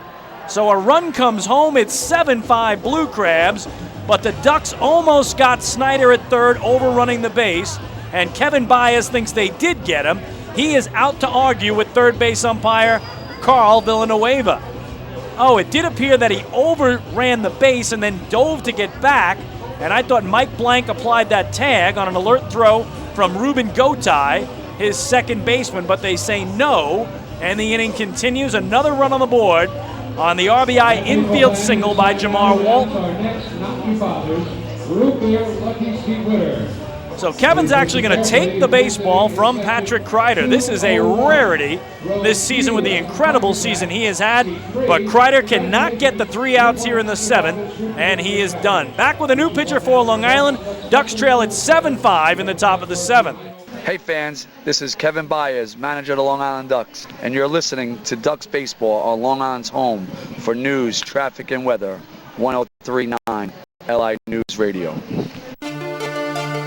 Northwell Health Southside Hospital in Bayshore is the healthcare heart of our community. We provide outstanding healthcare right here at home with centers of excellence in cardiology, orthopedics, neurosciences, women's health services, and much more. Experience counts, and Northwell Health Southside Hospital has been around for nearly a century of care. For more information, please call 631-968-3000 or visit us on the web at northwell.edu. Hey, PSEG Long Island customers. Want to learn how to save on your electric bill? Here's one way. You can save up to $100 each year by simply replacing 10 incandescent bulbs with CFL or LED bulbs. Want to save even more? Take our online home energy survey. It's free, it takes just 10 minutes to complete, and it may save you hundreds more. Find out about our energy efficiency programs at www.psegliny.com/savemoney. Hey fans, this is pitcher James Lomagino, and you're listening to Ducks Baseball on Long Island's home for news, traffic, and weather, 103.9 LI News Radio. Few places on earth offer the charm and excitement of Fire Island. At Fire Island Ferries, located conveniently at 99 Maple Avenue in Bay Shore, they offer convenient travel to Fire Island 7 days a week. Fire Island is quickly becoming a top destination for families of all ages. Experience the informal, carefree communities, the dazzling night scene, enjoy fine dining, or climb to the top of one of the tallest lighthouses in the United States. But there's only one way to get there, by calling Fire Island Ferries at 631-665-3600 today. For fare and scheduling information, please visit fireislandferries.com.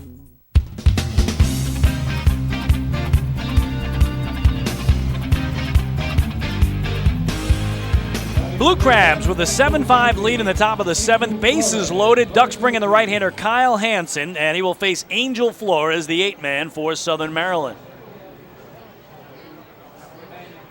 Righty-righty, in the first pitch is outside for ball 1. So Patrick Kreider comes in to start the 7th inning of a 5-5 game, faces 7 batters, retires 2 of them, gave up hits to 3, walked a pair, and departs without getting that all-important final out. Hansen's 1-0, swing and a miss, 1 ball and 1 strike. Kyle, a 25-year-old from Glen Cove right here on the island, first year with the Ducks, 5th year of professional baseball, signed by the Ducks back on July the 15th. So Kyle Hansen trying to put out the fire, but the Blue Crabs still have the bases loaded for Angel Flores, 0 for 2 tonight with a walk and a run scored. The 1-1 pitch, inside at the knees, ball 2. So another big inning for Southern Maryland. They had a 5-run second inning, were hitless in the 4 frames that followed, and putting it together here in the 7th. 2-1, outside, 3-1, and again a walk would bring in another run. So boy, this is so tough for the Ducks. They've had 5 hitless innings tonight from their pitchers, but Daniel Herrera gave up 5 runs on 6 hits in the second. So far, the Crabs have added 2 more runs on 3 hits here in the 7th. 3-1 the count to Flores. Here's the pitch. Pop foul, upper deck club seats behind home, and the count full. So once again, the runners will run. Michael Snyder from third, Zach Wilson from second, Jamar Walton from first. 2-out payoff pitch. That carousel will be in motion. Hansen, the big righty, from the first base side of the rubber set, his payoff. In there, a called third strike. Flores can't believe it. He thought it was low and ball 4 for another run. And he voices his displeasure with home plate umpire Tom Gandolfo. But Kyle Hansen does his job, fans Flores, and ends the inning. But not before the Crabs send 8 men to the plate. They score 2 runs on 3 hits and leave the bases loaded. 7th inning stretch. Time to stretch in Central Islip. It is the Southern Maryland Blue Crabs 7 and the Long Island Ducks 5. And here are the Journey Children's Church Choir from East Patchogue.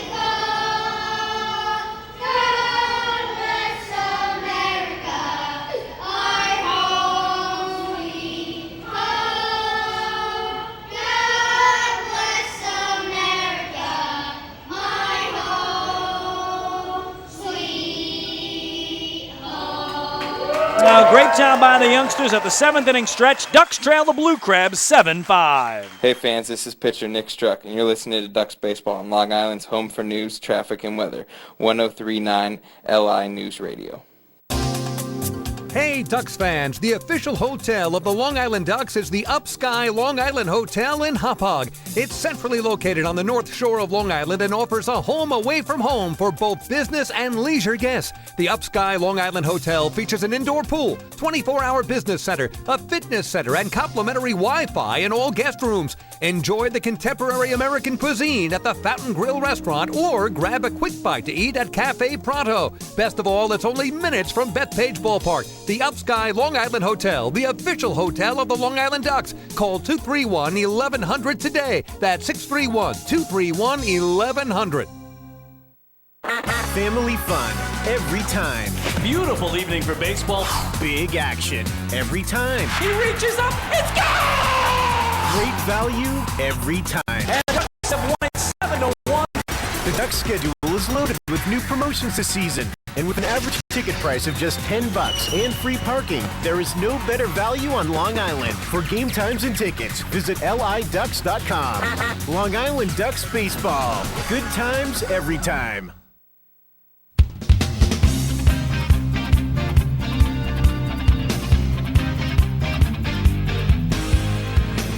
Oh, what a great atmosphere here at the old Duck Pond. 7th inning stretch. We get that great rendition of God Bless America from the Journey Children's Church of East Patchogue. Then everybody sings Take Me Out to the Ball Game.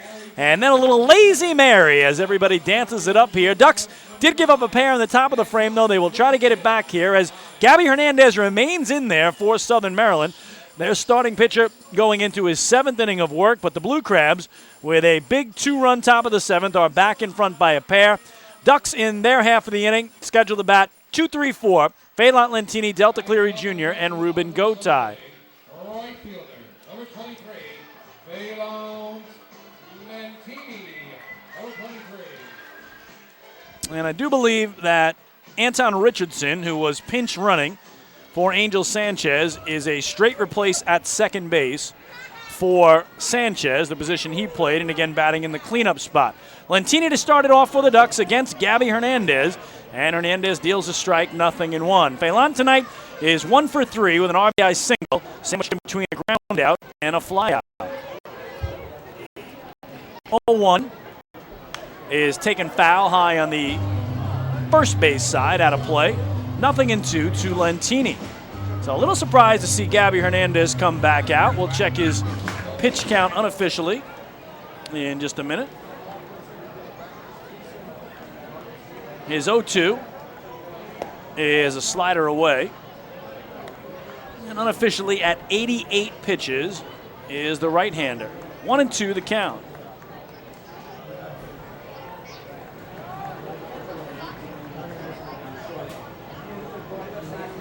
And he misses low and away, 2-2. It actually looks like Gary Brown has come in from center field to play second base.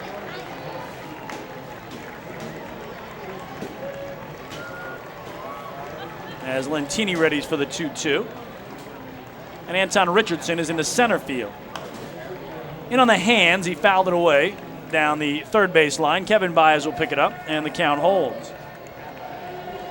So again, Gary Brown was in center field. He comes in to play second base. Anton Richardson, who pinch ran for Angel Sanchez, goes into center.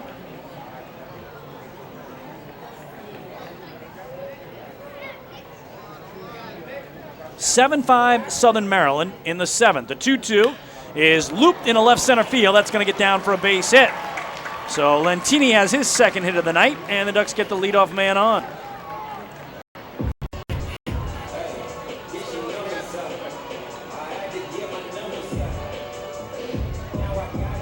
And that might be it, as here comes Jeremy Owens, the rookie skipper of the Crabs, I believe, to take the baseball this time from Gabby Hernandez.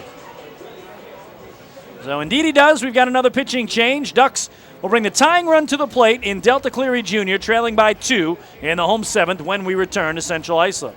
Hey fans, this is Kevin Baez, manager of the Long Island Ducks, and you're listening to Ducks Baseball on Long Island's home for news, traffic, and weather, 1039 LI News Radio. Northwell Health Southside Hospital in Bayshore is the healthcare heart of our community. We provide outstanding healthcare right here at home with centers of excellence in cardiology, orthopedics, neurosciences, women's health services, and much more. Experience counts, and Northwell Health Southside Hospital has been around for nearly a century of care. For more information, please call 631-968-3000 or visit us on the web at northwell.edu. Hey PSEG Long Island customers, want to learn how to save on your electric bill? Here's one way. You can save up to $100 each year by simply replacing 10 incandescent bulbs with CFL or LED bulbs. Want to save even more? Take our online home energy survey. It's free, it takes just 10 minutes to complete, and it may save you hundreds more. Find out about our energy efficiency programs at www.pseglyny.com/save money. Hey fans, this is catcher Mike Blank, and you're listening to Ducks Baseball on Long Island's home for news, traffic, and weather, 1039 LI News Radio. Oh, I love it! The color of my new Nicolat patio is so vibrant. It's unlike anything I've ever seen. You're welcome. I'm just going to go finish that Nicolak walkway now. Make your pavers vivid Nicolak pavers. The best looking, most vibrant pavers with the most 3-color blends in the industry. Featuring Nicolak's exclusive paver shield and color blending technology. With color throughout and guaranteed not to fade. Live life in color with Nicolak. Visit Nicolak.com.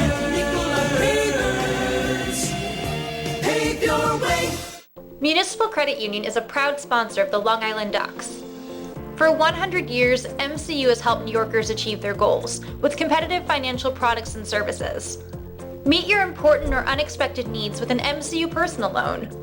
Whether it's the cost of moving, a family vacation, or even home repairs, an MCU personal loan is a simple solution. To learn more about how an MCU personal loan can work for you, visit nymcu.org today. MCU, celebrating 100 years of service.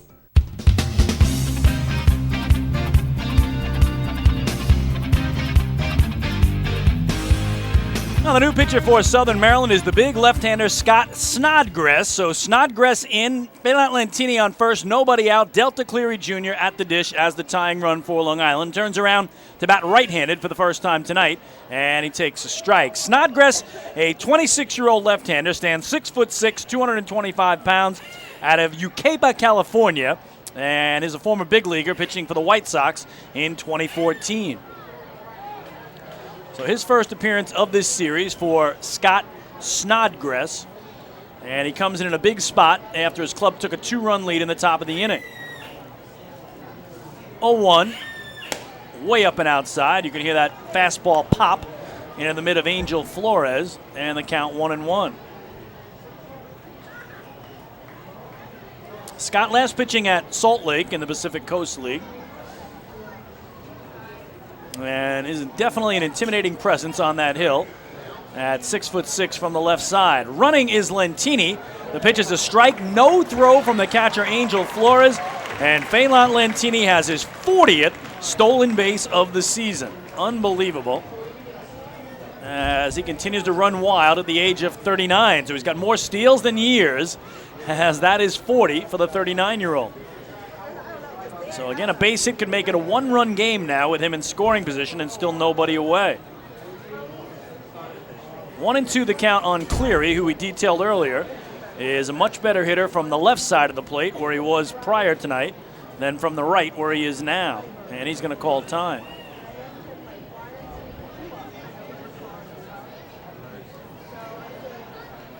Everybody resets. Lentini away from second. Snodgrass a long stare in. Now checks Phelan. Phelan dancing. He's going to go for third. And the pitch is straight through to the backstop. Lentini was off and running. And that pitch went right through the catcher Flores and hit the backstop on the fly. Well, Phelan was dancing. Snodgrass wouldn't pay him any attention. Again, as a lefty, he really couldn't see him that well over the left shoulder. And Lentini now at third base, trying to manufacture a run with his great speed.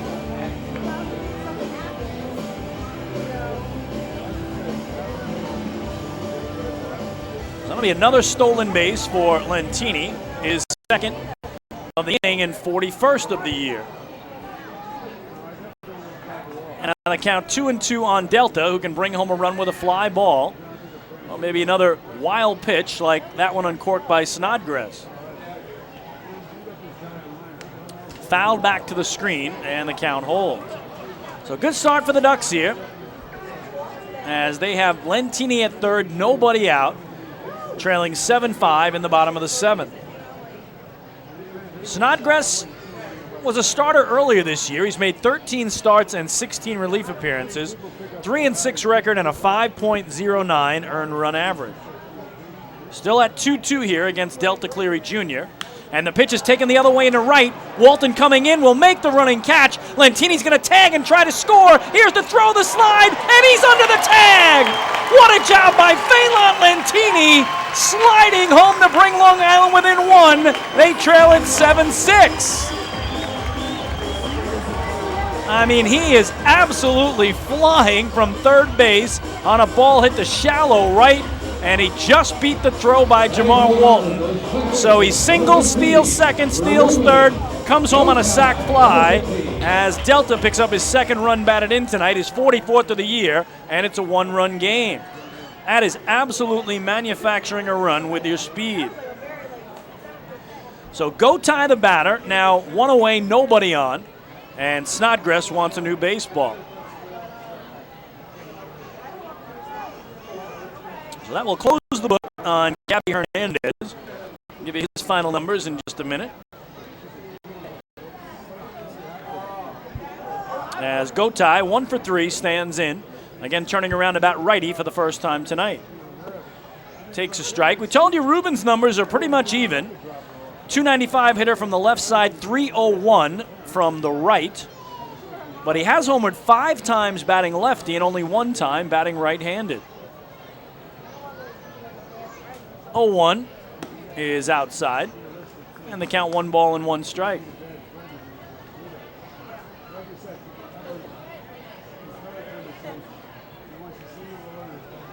(7-6) in this crazy game here in CI. 1-1 grounded foul down the left field line. And the count 1-2 now on Ruben Gotay. Again, Ducks' only lead tonight was 1-0 after the first inning. They fell behind 5-1, clawed back in the 5-5, fell behind 7-5 in the top of this inning, the 7th, and have now made it a 7-6 game thanks to the speed of Lentini. And really all night we've seen the speed of Vega at the top of the order and Lentini in the 2-hole. Speed kills on the base paths. The 1-2. Low, 2 balls and 2 strikes. So Snodgrass struggling here, goes for a grab of the rosin bag. Quick squeeze and he drops it down, kicking away now at the dirt in front of the rubber. Mike Dowd waits on deck for Long Island. Long peer in by Snodgrass, comes upright set. And the lefty's 2-2. is bounced slowly toward first. Going to be a tough play. Snodgrass, the pitcher himself, grabs it and then beats Gotay to the bag for the second out. Let's pause 5 seconds for station identification. Number 29, Mike Dowd, number 29. Chris King back at Bethpage Ballpark. We're in the bottom of the 7th inning, rubber game of this 3-game set between the Ducks and Blue Crabs. Long Island trails at 7-6. 2 outs, nobody on for Mike Dowd. 1 for 3 tonight with an RBI single to center, his last time up. He's also flied to center and struck out swinging. So Snodgrass trying to limit the damage to the 1 run on the board and send this game to the 8th with the visitors in front.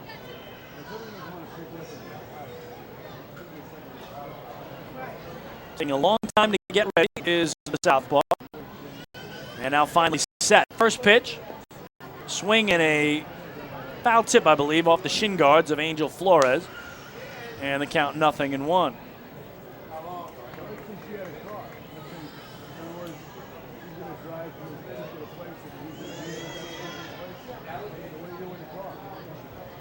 Snodgrass set. 0-1. Low and in the dirt, and I believe it hit the shin guards of the umpire, Tom Gandolfo Jr., as he, I think, is wincing a little bit in pain. But no harm, no foul with nobody aboard for Long Island. Again, 2 outs, nobody on. Ducks down a run in the home 7th.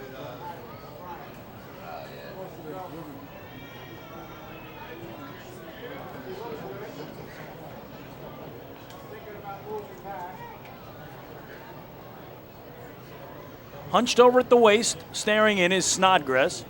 Comes up right set. And the 1-1. Change up away for ball 2. Final line on Crab starter Gabby Hernandez. 6+ innings tossed tonight. 9 hits, 6 runs, 5 of those earned. 1 walk, 4 strikeouts. Gave up a homer, hit a batter. Threw 93 pitches, 65 for strikes. And 28 for balls.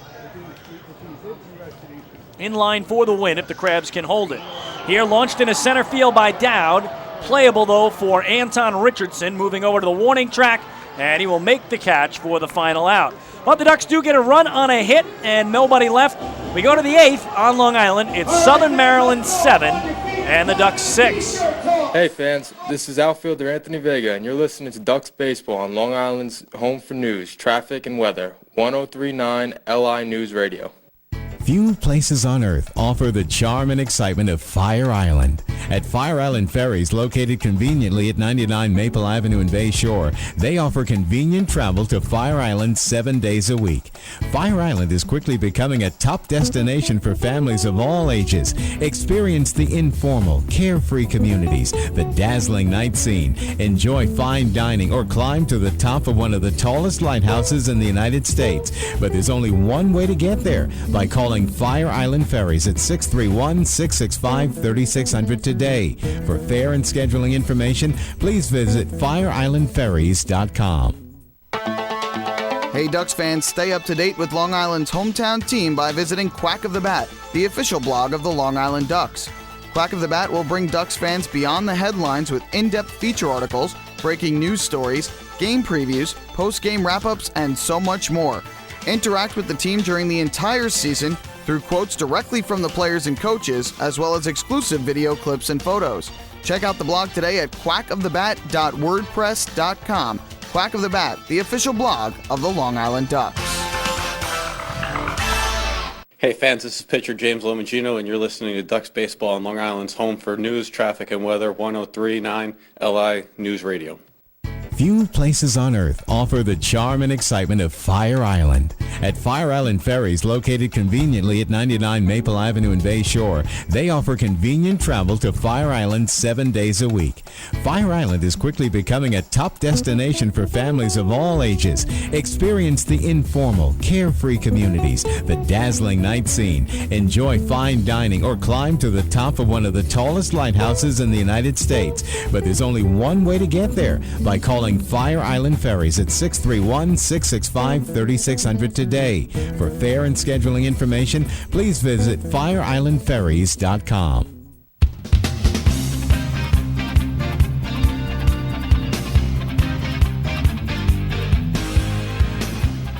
Well, the Blue Crabs have a 7-6 lead as we go to inning number 8, and Long Island has turned to their fourth pitcher of the night. He is the right-hander Amalio Diaz, the 29-year-old from Chandler, Arizona.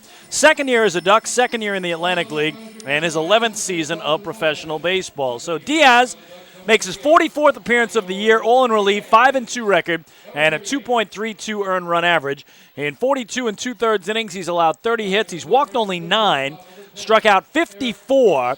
So his strikeout to walk ratio 6-1, and the opponent's batting just .203 against Amalio Diaz. He'll start against the 9-man Eric Garcia, the shortstop for the Crabs here in the visitors' 8th with Southern Maryland up a run. Diaz pitch is inside for a ball, and the count 1-0.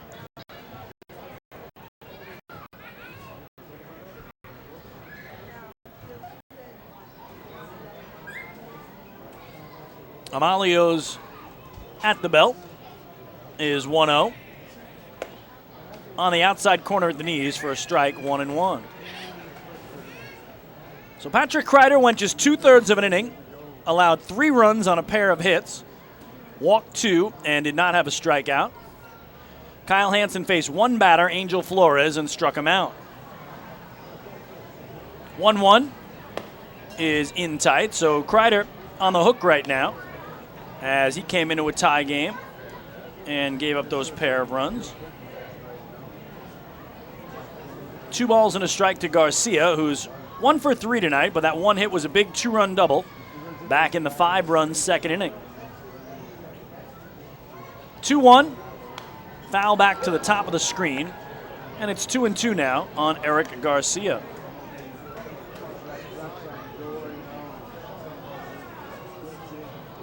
Check out the out-of-town scoreboard for you this inning. Let you know what the other 6 teams in the ATL are up to tonight, and also we're checking on the Mets in that big wild card game in St. Louis, trying to catch the Cardinals.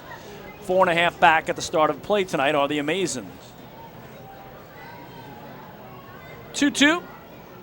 Popped up foul behind home plate. That'll reach the club seats. And everybody waiting for the carom down below, but I think that one's sticking up top. This time around, we'll start in Bridgewater, New Jersey, officially Somerset County in the Garden State. Barnstormers and Patriots. Lancaster has won the first 2 games, going for the sweep. And right now, it's a 3-3 game at the top of the 8th at TD Bank Ballpark. 2-2 is well hit in the right center field. The center fielder, Delta Cleary Jr., running into the gap, and he will make the grab for the out.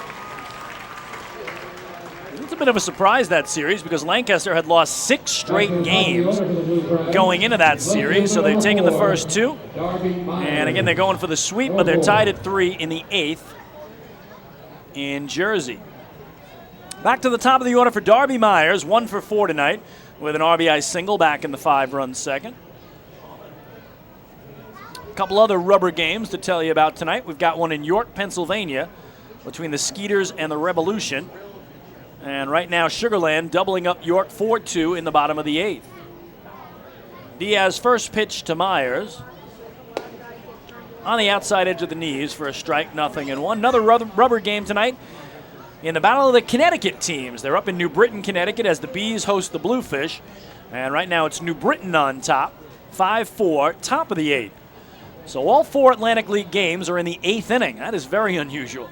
The 0-1 is low and away. Usually you got some quick games, some slower games. To find all 4 contests in inning number 8 on the same night is certainly a bit of an anomaly. 1-1 the count to Darby Myers here as Diaz, the righty, works from the middle of the rubber. Set away from his letters, drops it to his belt, and deals. Poked off the end of the bat, slicing out of play down the right field line for strike 2.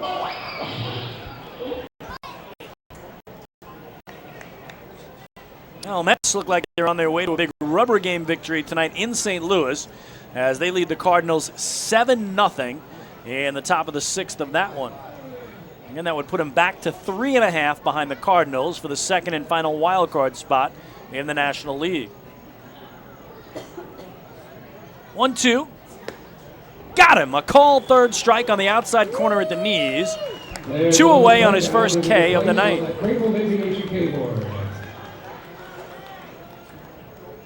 Blue Crabs, second baseman, number 7, Gary Brown, number 7.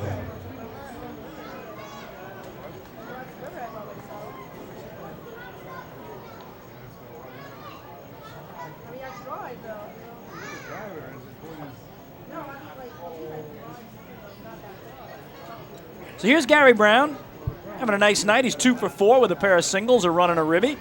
And he twists away from that inside offering from Amalio Diaz. It's ball 1. So got the Mets holding that 7-0 lead. Seth Lugo is their starting pitcher tonight. 5 innings of 2-hit shutout ball. 3 walks and 5 strikeouts so far. Diaz the lone home run tonight for the Mets, I should say, a 3-run shot. Here, a strike delivered by Amalio Diaz to Gary Brown, and the count level at 1-1.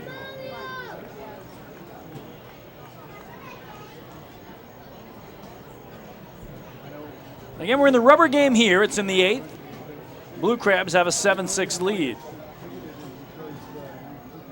Diaz at the belt, and is 1-1.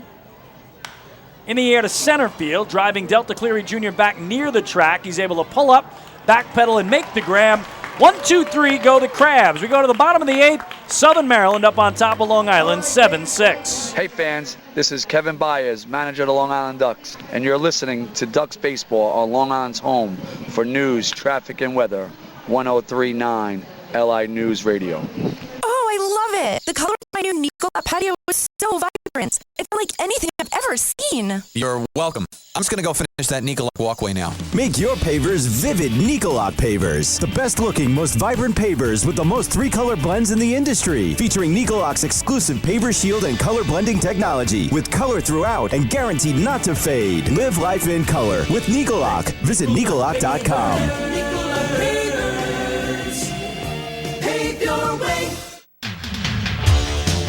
Bethpage Ballpark is a great place to watch a ball game, so why not do so from some of the best seats in the house?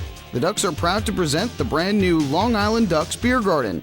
Open for all fans on nights when the Smokin' Owls party deck has not been reserved, the Beer Garden will feature a variety of frosty draft and bottled brews, as well as several food choices. The area has been decked out with bar rail seating and Ducks branded furniture to provide a comfortable atmosphere for everyone.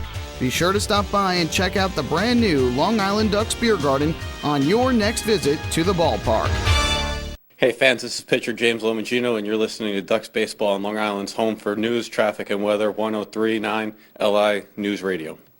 Few places on earth offer the charm and excitement of Fire Island. At Fire Island Ferries, located conveniently at 99 Maple Avenue in Bay Shore, they offer convenient travel to Fire Island 7 days a week.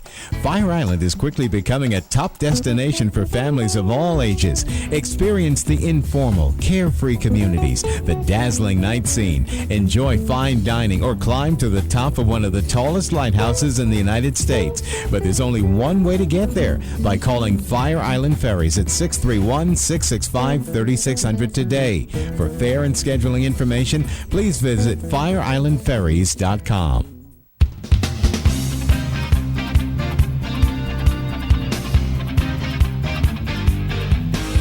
Well, we go to the bottom of the 8th. Righty Craig Stem, the new pitcher for Southern Maryland. First pitch to Tyler Colvin, and there's a strike on the outer edge, and the count 0-1. So second appearance of the series for Stem.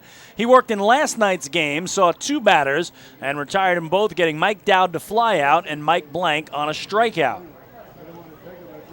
0-1 is bounced slowly to the right side. The second baseman, Gary Brown, will take it to the bag himself and beat Colvin to it. Wow, very unusual.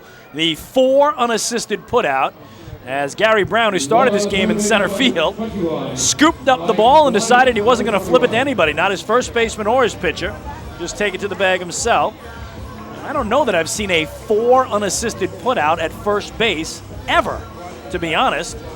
I mean, how many times do you see the second baseman take a ground ball and beat the batter to the bag? So again, every time you go to the game, you might see something you've never seen before. I don't know that I've ever seen that. Here is Mike Blank, and he takes the first pitch away for a ball. A big 2-run homer to left center, his 9th of the year back in the second. He's also got a single tonight, so he's 2 for 3 with a run scored and 2 driven in. 1-0. Swung through in tight on the hands, 1 ball and 1 strike. Craig Stem, the 26-year-old right-hander, stands 6'5", 215 pounds from Hermitage, Tennessee. Highest level achieved in affiliated ball was AAA, and he split this season between the New Britain Bees and these Southern Maryland Blue Crabs, almost dead even. Here taken deep the other way back toward the pole and right. If it's fair, it's trouble, and that ball is foul. So just missing an opposite field home run is Mike Blank there.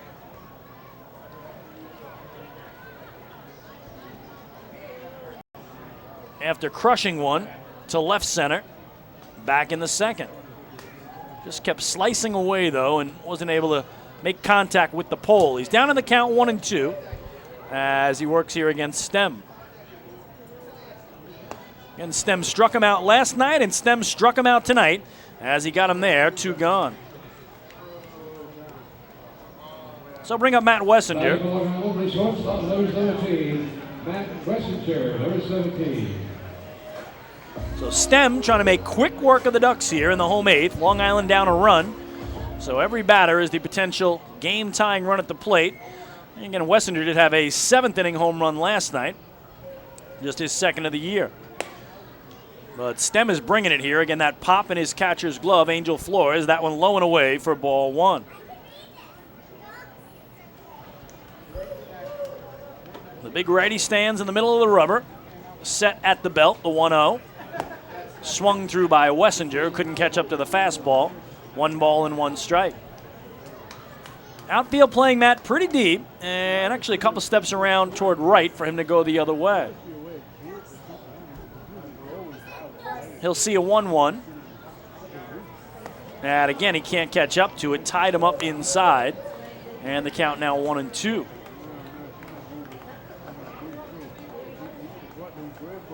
Ducks have only been retired in order 1 time tonight. That was back in the 4th by starter Gabby Hernandez. The 1-2 is letter high, 2 balls and 2 strikes. Each team with 9 hits tonight. Blue Crabs have put them together for 7 runs, the Ducks for 6. Southern Maryland has committed the game's only error on the first batter of the game for Long Island. As here, Stem misses inside, and Wessinger has worked the count full.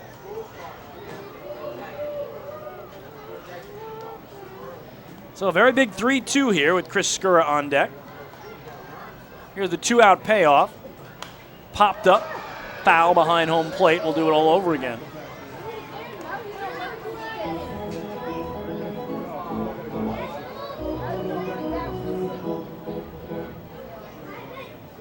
So Wessinger rewraps the Velcro on his batting gloves. Stem works his right foot into the rubber. Comes set, and the 3-2. Way up high, ball 4, he's put him on. So tying run aboard on another Municipal Credit Union walk with a purpose. Every time a Ducks batter walks, the Quackerjack Foundation wins.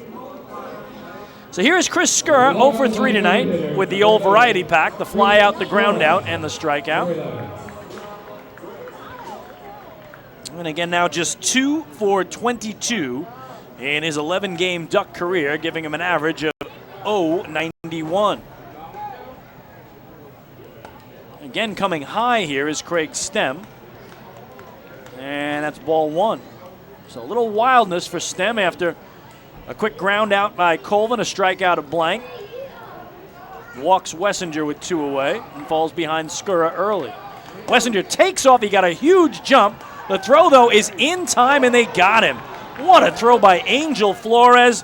Matt Wessinger, the tying run on base, is caught stealing to end the bottom of the 8th. That'll do it for the Ducks. No runs, no hits, a walk, nobody left on the caught stealing. We head to the 9th. Southern Maryland has a 7-6 lead. Hey fans, this is shortstop Dan Lyons, and you're listening to Ducks Baseball on Long Island's home for news, traffic, and weather.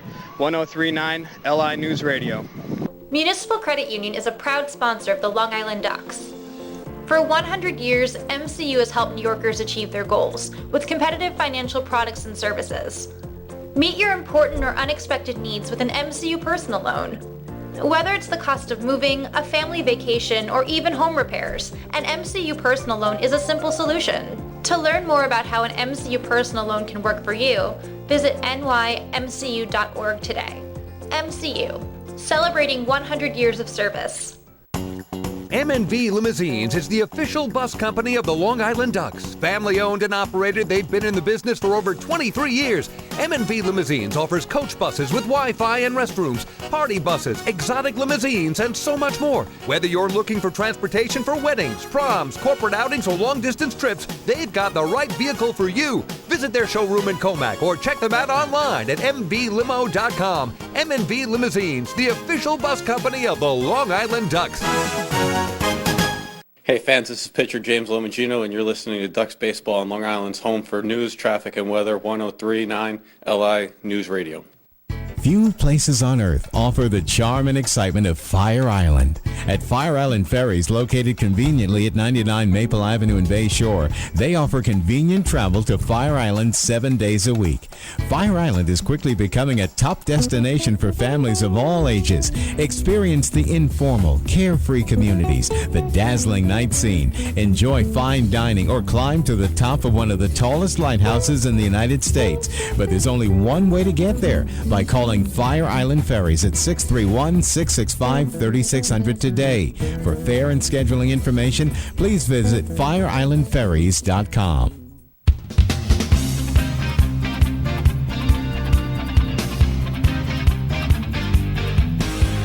Well, we head to inning number 9 in Central Islip. The Southern Maryland Blue Crabs have a 7-6 lead over the Long Island Ducks, and the Flock bring in their 5th pitcher of the night.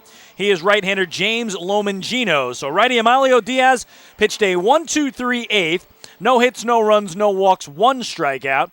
And in comes Lomagino to start with Bryant Nelson, the switch-hitting third baseman, who is 0 for 4 tonight. So Nelly waggling the bat above his left shoulder. Lomagino's pitch is in there for a strike. 0-1. James is a 24-year-old from Ronkonkoma right here on the island.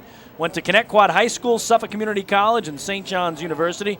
First-year Duck, first year in the Atlantic League, third-year pro. Takes something off it here. Looked like a changeup that nips the outside corner. And quickly, Bryant Nelson is staring at an 0-2 hole.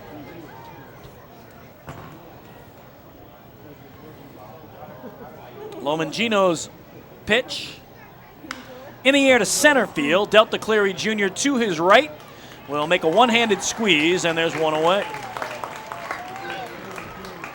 So not too many 0 for 5 nights this year for Bryant Nelson, but that's what he is here. So it'll bring up Anton Richardson for the first time tonight. Again, he came in to pinch run for Angel Sanchez and then played center field since that point in the top of the 7th. A former New York Yankee of 13 games is Anton Richardson. Played 13 games for the Bronx Bombers back in 2014. This year he's hit 190 in 25 games with Southern Maryland. No homers and a run batted in. But hasn't played since August 11th at Lancaster. Here, after taking ball 1, he showed bunt, drew it back, and took the pitch for a strike. It's 1-1. And we talked about the reason he was inserted as a pinch runner. He has 8 stolen bases this year. He's only been caught 1 time. So first game in 2 weeks for Anton Richardson. Shows bunt again, pulls this one back, and that pitch was well inside. 2 balls and a strike. So again, for the Ducks, when they bat in the bottom of the 9th, they will be at 9-1-2 in their order. Chris Skura, Anthony Vega, and Phelat Lentini. I have a feeling we'll see Cody Epley, the closer, as last night he was able to pick up his 24th save of the year. Kevin Baez does have available off his bench tonight, right-swinging Lou Ford. He's the only one that's truly healthy. Cody Puckett, a right swinger, a little banged up. Dan Lyons injured. Mark Minikazi as well, right-handed bats. 3-1 here. He thought about bunt, drew it back, and took the pitch for ball 4. So 1 out walk, and of course we'll keep our eye on Richardson and all that speed at first in a 1-run game. Here comes Michael Snyder. Michael Snyder. Number 16. Snyder 1 for 3 tonight with an RBI single. He's also been hit by a pitch. So I have a feeling Mr. Richardson will be running from first base at some point. And he walks his initial lead just shy of the cutout. Lomagino rolls the ball around behind his back in his bare right hand. Then comes set at the belt.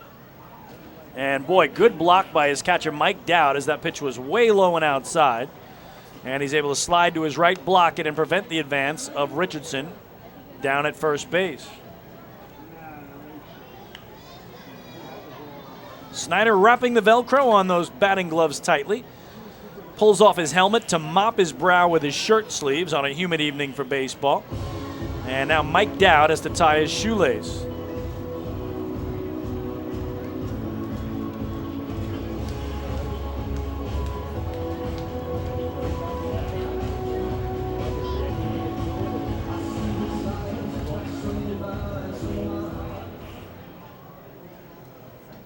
So everybody resets.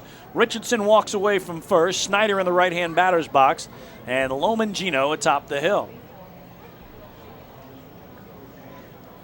Richardson goes. The pitch is a strike. The throw down by Dowd is high, and Ruben Gotay made a nice leaping catch, but 9th stolen base of the season for Richardson, and he's put himself in scoring position with one away.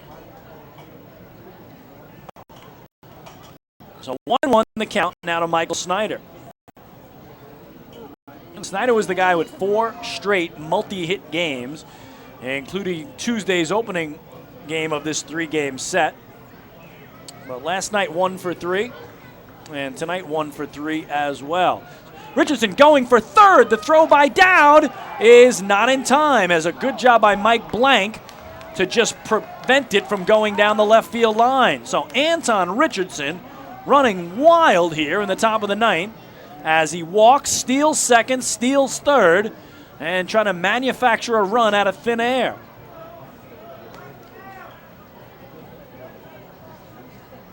Ducks now bring the infield in all the way around to try to cut him down at home plate on a ground ball. 2-1, inside, 3-1. So boy, we have seen the speed tonight of what Anthony Vega can do for Long Island, twice advancing 3 bases on a single play. Phelan Lentini manufacturing a run with his speed, and now Anton Richardson coming off the bench and trying to give him a big insurance run. 3-1 is in the dirt and blocked by Dowd. It's ball 4, and Michael Snyder will take his base. Back-to-back one-out walks issued by James Lomangino. And here comes Kevin Baez to talk to his right-hander. And baseball fans, it's time now to announce our last, not your father's, root beer Lucky C winner. Please listen carefully. If you're sitting So big meeting on the hill. Kevin hasn't asked for the baseball just yet. This will be the second time out of the night for the Ducks skipper, as now they have to talk about a couple of things. If Michael Snyder tries to run, I don't think he will, as he's not even attempted a stolen base this year. Would the Ducks even throw down to second with the thought of the speedy Anton Richardson charging for home from third base? Again, we're in the top of the 9th, rubber game of this 3-game series. Final regular season meeting of the year between the two clubs. Ducks are 13-6 against the Crabs. The 13 wins their most against any team in the Atlantic League. So Richardson at third, Snyder after the walk at first. 1-out runners for Zach Wilson, who's got a single in 3 trips and a run scored. He's also walked. And here's strike 1 on pitch 1.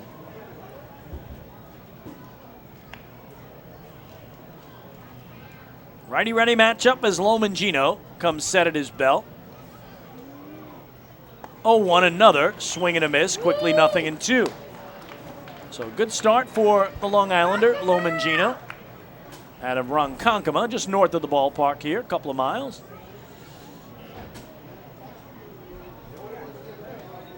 And now he'll deal 0-2. A pitch. In there, a called strike 3. Good morning, good afternoon, and good night on 3 pitches. Zach Wilson down looking. First strikeout for Lomangino, out number 2 in the visitors' ninth. So again, how can he get that final out and keep Richardson at third, keep it a 1-run game? So Walton's had a 2-for-4 night tonight with a pair of singles, a run and a ribby. And he bats from the left side against the righty Lomangino. First pitch. In the air to right and deep. Lentini moving over into the gap to line it up. He's got room in front of the track. makes the catch, and that'll do it for the Crabs in the ninth. No runs, no hits, 2 walks, 2 left. Rally time for the Ducks. Last licks. Do they have a waddle-off win in them? Stick around and find out. They trail at 7-6 as we move to the home ninth. Hey fans, this is Todd Coffey, right-handed pitcher. You are listening to Ducks Baseball on Long Island's home for news, traffic, and weather. 1039 LI News Radio. James Simmons is going back. He is looking up, and on Bark in the Park Night, that one is gone and reaches a kennel in Central Islip.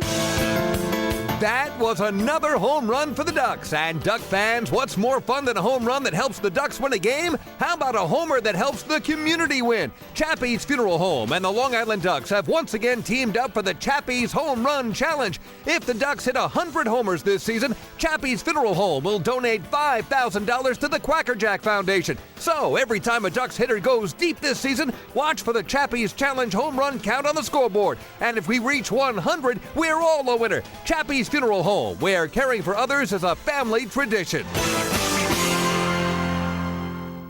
Can't get enough of the Long Island Ducks? Well, now you can get even more inside info on your favorite hometown team through Facebook and Twitter. The Ducks are constantly updating fans through social media with scores, transactions, ballpark promotions, and much more. You can even win great prizes. All you'll need to do is make a free account on Facebook and Twitter, and then visit us at facebook.com/LIDucks and twitter.com/LIDucks. Think you're Long Island's biggest Ducks fan? Get connected now. Hey fans, this is pitcher James Lomagino, and you're listening to Ducks Baseball on Long Island's home for news, traffic, and weather, 1039 LI News Radio. Few places on earth offer the charm and excitement of Fire Island. At Fire Island Ferries, located conveniently at 99 Maple Avenue in Bay Shore, they offer convenient travel to Fire Island 7 days a week. Fire Island is quickly becoming a top destination for families of all ages. Experience the informal, carefree communities, the dazzling night scene, enjoy fine dining, or climb to the top of one of the tallest lighthouses in the United States. But there's only one way to get there, by calling Fire Island Ferries at 631-665-3600 today. For fare and scheduling information, please visit fireislandferries.com.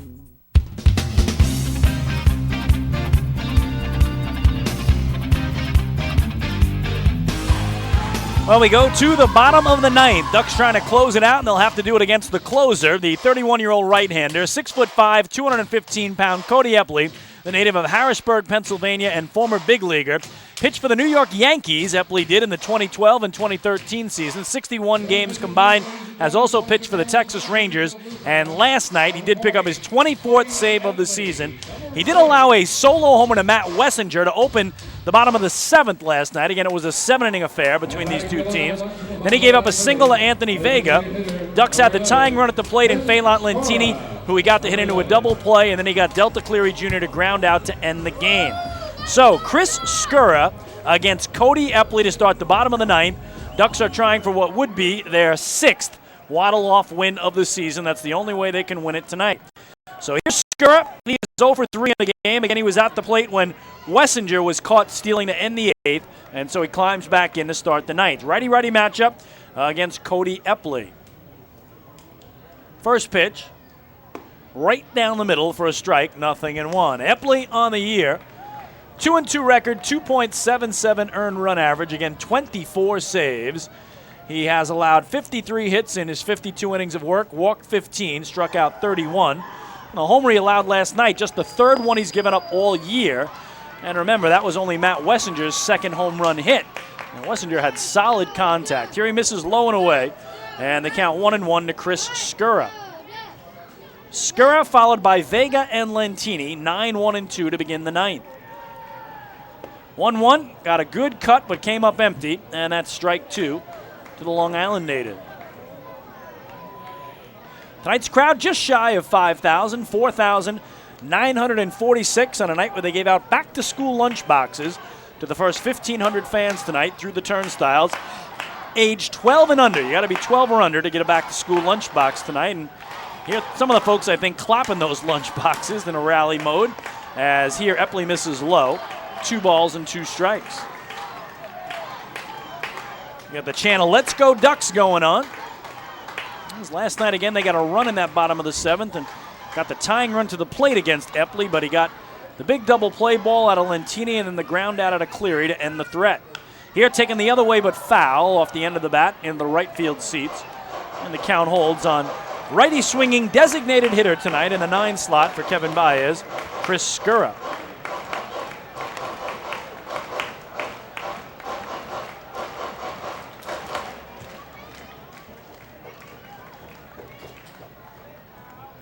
Again, Ducks have won 4 of the 5 series from the Crabs this year.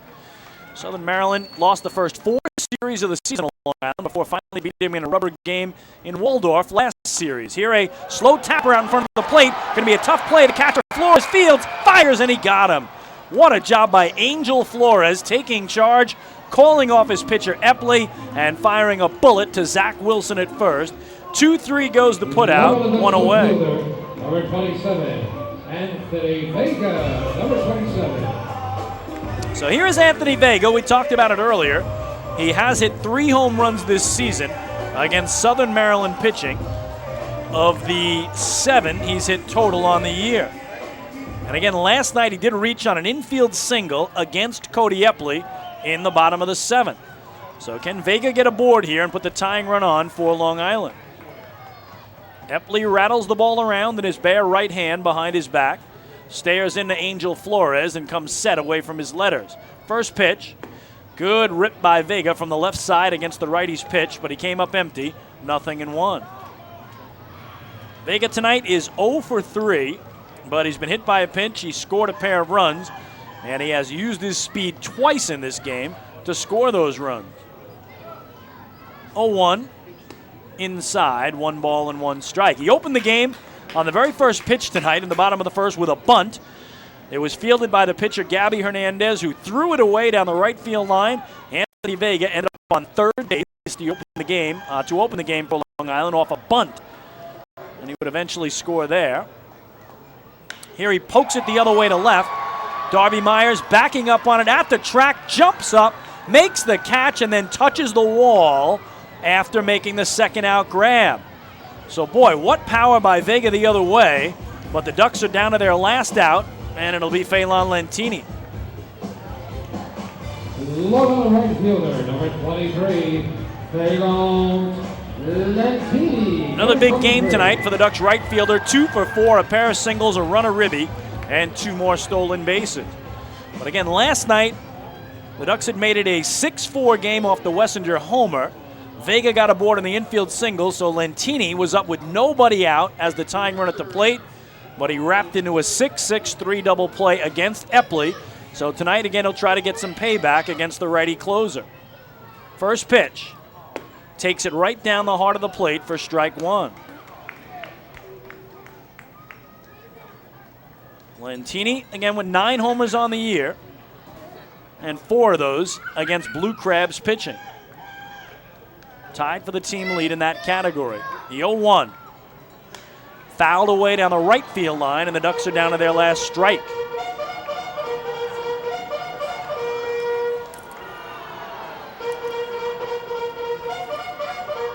As the game hits the 3-hour threshold, Long Island has only 1 strike to play with, but sometimes that's all you need. 0-2, Cody Epley out in front of Phelan Lentini. Feet apart, set the pitch. Little tapper foul behind home plate. Lentini getting just the slimmest portion of his bat on that baseball to keep himself, the inning, and the game all alive. In the on-deck circle, Delta Cleary Jr. hoping to get a turn to hit one more time. 7-6 Crabs, bottom of the 9th. They're a strike away from a rubber game victory. Count remains 0-2. Epley's pitch, way low and outside for ball 1.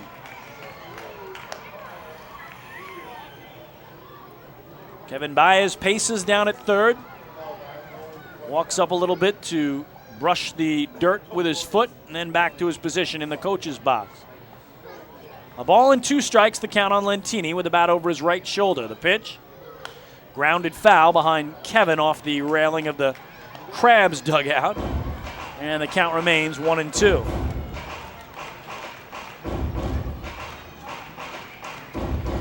Crowd has grown silent here with all the tension, knowing they've only got one strike to do something with it. Well, they do have the one guy you want at the plate, though, the guy who's been their best player this year and probably the league's best player this season, Feilant Lentini. Again, a 1-2 will come to him from Epley. Fouls it away high on the first base side. Battling is Lentini.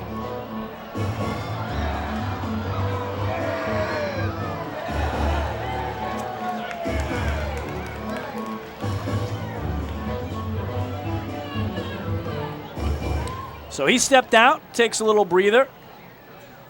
Epley, again, the big right-hander, puts his right foot square against the middle of the rubber and stares home to Angel Flores to get his signs. Hands together, set, the 1-2. Swing and a miss, he struck him out. Cody Epley fans Feilant Lentini, and the Southern Maryland Blue Crabs take the rubber game of this 3-game set here tonight in Central Islip. They defeat the Long Island Ducks by the final score of 7-6. We'll be back to talk about it on the post-game show. It's next. Hey fans, this is Kevin Byers, manager of the Long Island Ducks, and you're listening to Ducks Baseball on Long Island's home for news, traffic, and weather.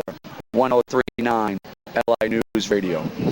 Hey, PSEG Long Island customers. Want to learn how to save on your electric bill? Here's one way. You can save up to $100 each year by simply replacing 10 incandescent bulbs with CFL or LED bulbs. Want to save even more? Take our online home energy survey. It's free, it takes just 10 minutes to complete, and it may save you hundreds more. Find out about our energy efficiency programs at www.pseglinY.com/savemoney. Take your group out to the ball game this season and enjoy all the fun of Ducks baseball at discounted prices with the picnic area, luxury suites, the Smokin' Owls party deck, the Trout Town fan can, and so much more. Bringing your group to the game will be an unforgettable experience. The Ducks even offer opportunities to sing the national anthem, serve as the Ridgewood Savings Bank color guard, be the Nicolak Dream Team, put on a pregame performance, or shag fly balls during Ducks batting practice. To book your outing today, call 631-940-3825 and ask for the group sales department. Long Island Ducks baseball. Good times every time.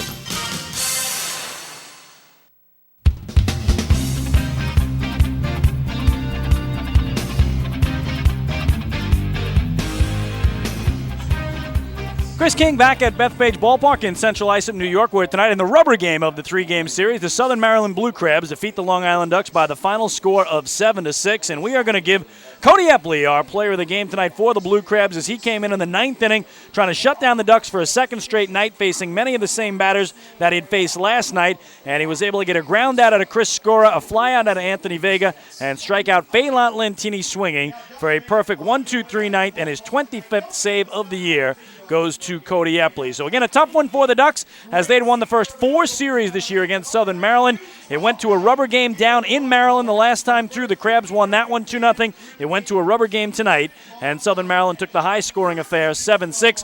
The season series is done, though, between the two teams, and the Ducks did dominate, winning 13 of the 20 games between the clubs. And again, the 13 wins, the most they've had against any team in the Atlantic League this year. So the rubber game goes to Southern Maryland. They pick up a huge win. They'll head home to open up a 7-game homestand and face the team they are chasing atop the Freedom Division, the Sugarland Skeeters, the next 3 nights down in Waldorf, Maryland, where the Ducks will stay home. And the next 3 nights, the York Revolution come in here to Bethpage Ballpark as the Ducks will try to turn around their fate. After winning the opening game of this series, they drop back-to-back contests and they fall here in the finale 7-6 tonight. We'll take a break, and when we come back, a quick recap of how it went down tonight. We'll run you through the out-of-town scoreboard, preview tomorrow night's Game 1 against the Rebs, and we'll wrap this one up. Again, the final tonight from Central Islip, the Blue Crabs 7, the Ducks 6. Hey fans, this is infielder Matt Wessinger, and you're listening to Ducks Baseball on Long Island's home for news, traffic, and weather, 1039 LI News Radio. Long Island's Ford Giant is bigger and better than ever. Sayville Ford celebrating the grand opening of their new state-of-the-art showroom featuring enclosed service drives, luxurious customer lounge, and a larger selection to choose from. Get giant savings on hundreds of new and used vehicles in stock. Sayville Ford's grand opening celebration is going on now. Visit SayvilleFord.com or download the Sayville Ford app today to learn more about Sayville Ford's grand opening savings. Call 631-589-4800 today. Family fun, every time. Beautiful evening for baseball. Big action every time. He reaches up. It's gone! Great value every time. And the Ducks have won it 7-1. The Ducks schedule is loaded with new promotions this season. And with an average ticket price of just $10 and free parking, there is no better value on Long Island. For game times and tickets, visit liducks.com. Long Island Ducks Baseball. Good times every time.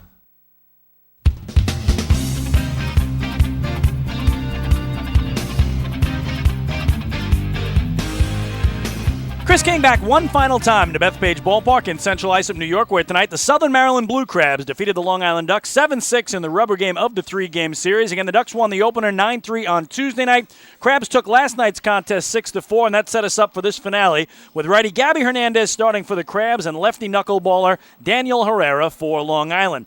Ducks took a 1-0 lead. It turned out to be their only run of the night, or I should say their only lead of the night. After one inning, as in the very first inning, they got an RBI ground out at a Delta Cleary. That brought home Anthony Vega, and they had the 1-0 advantage.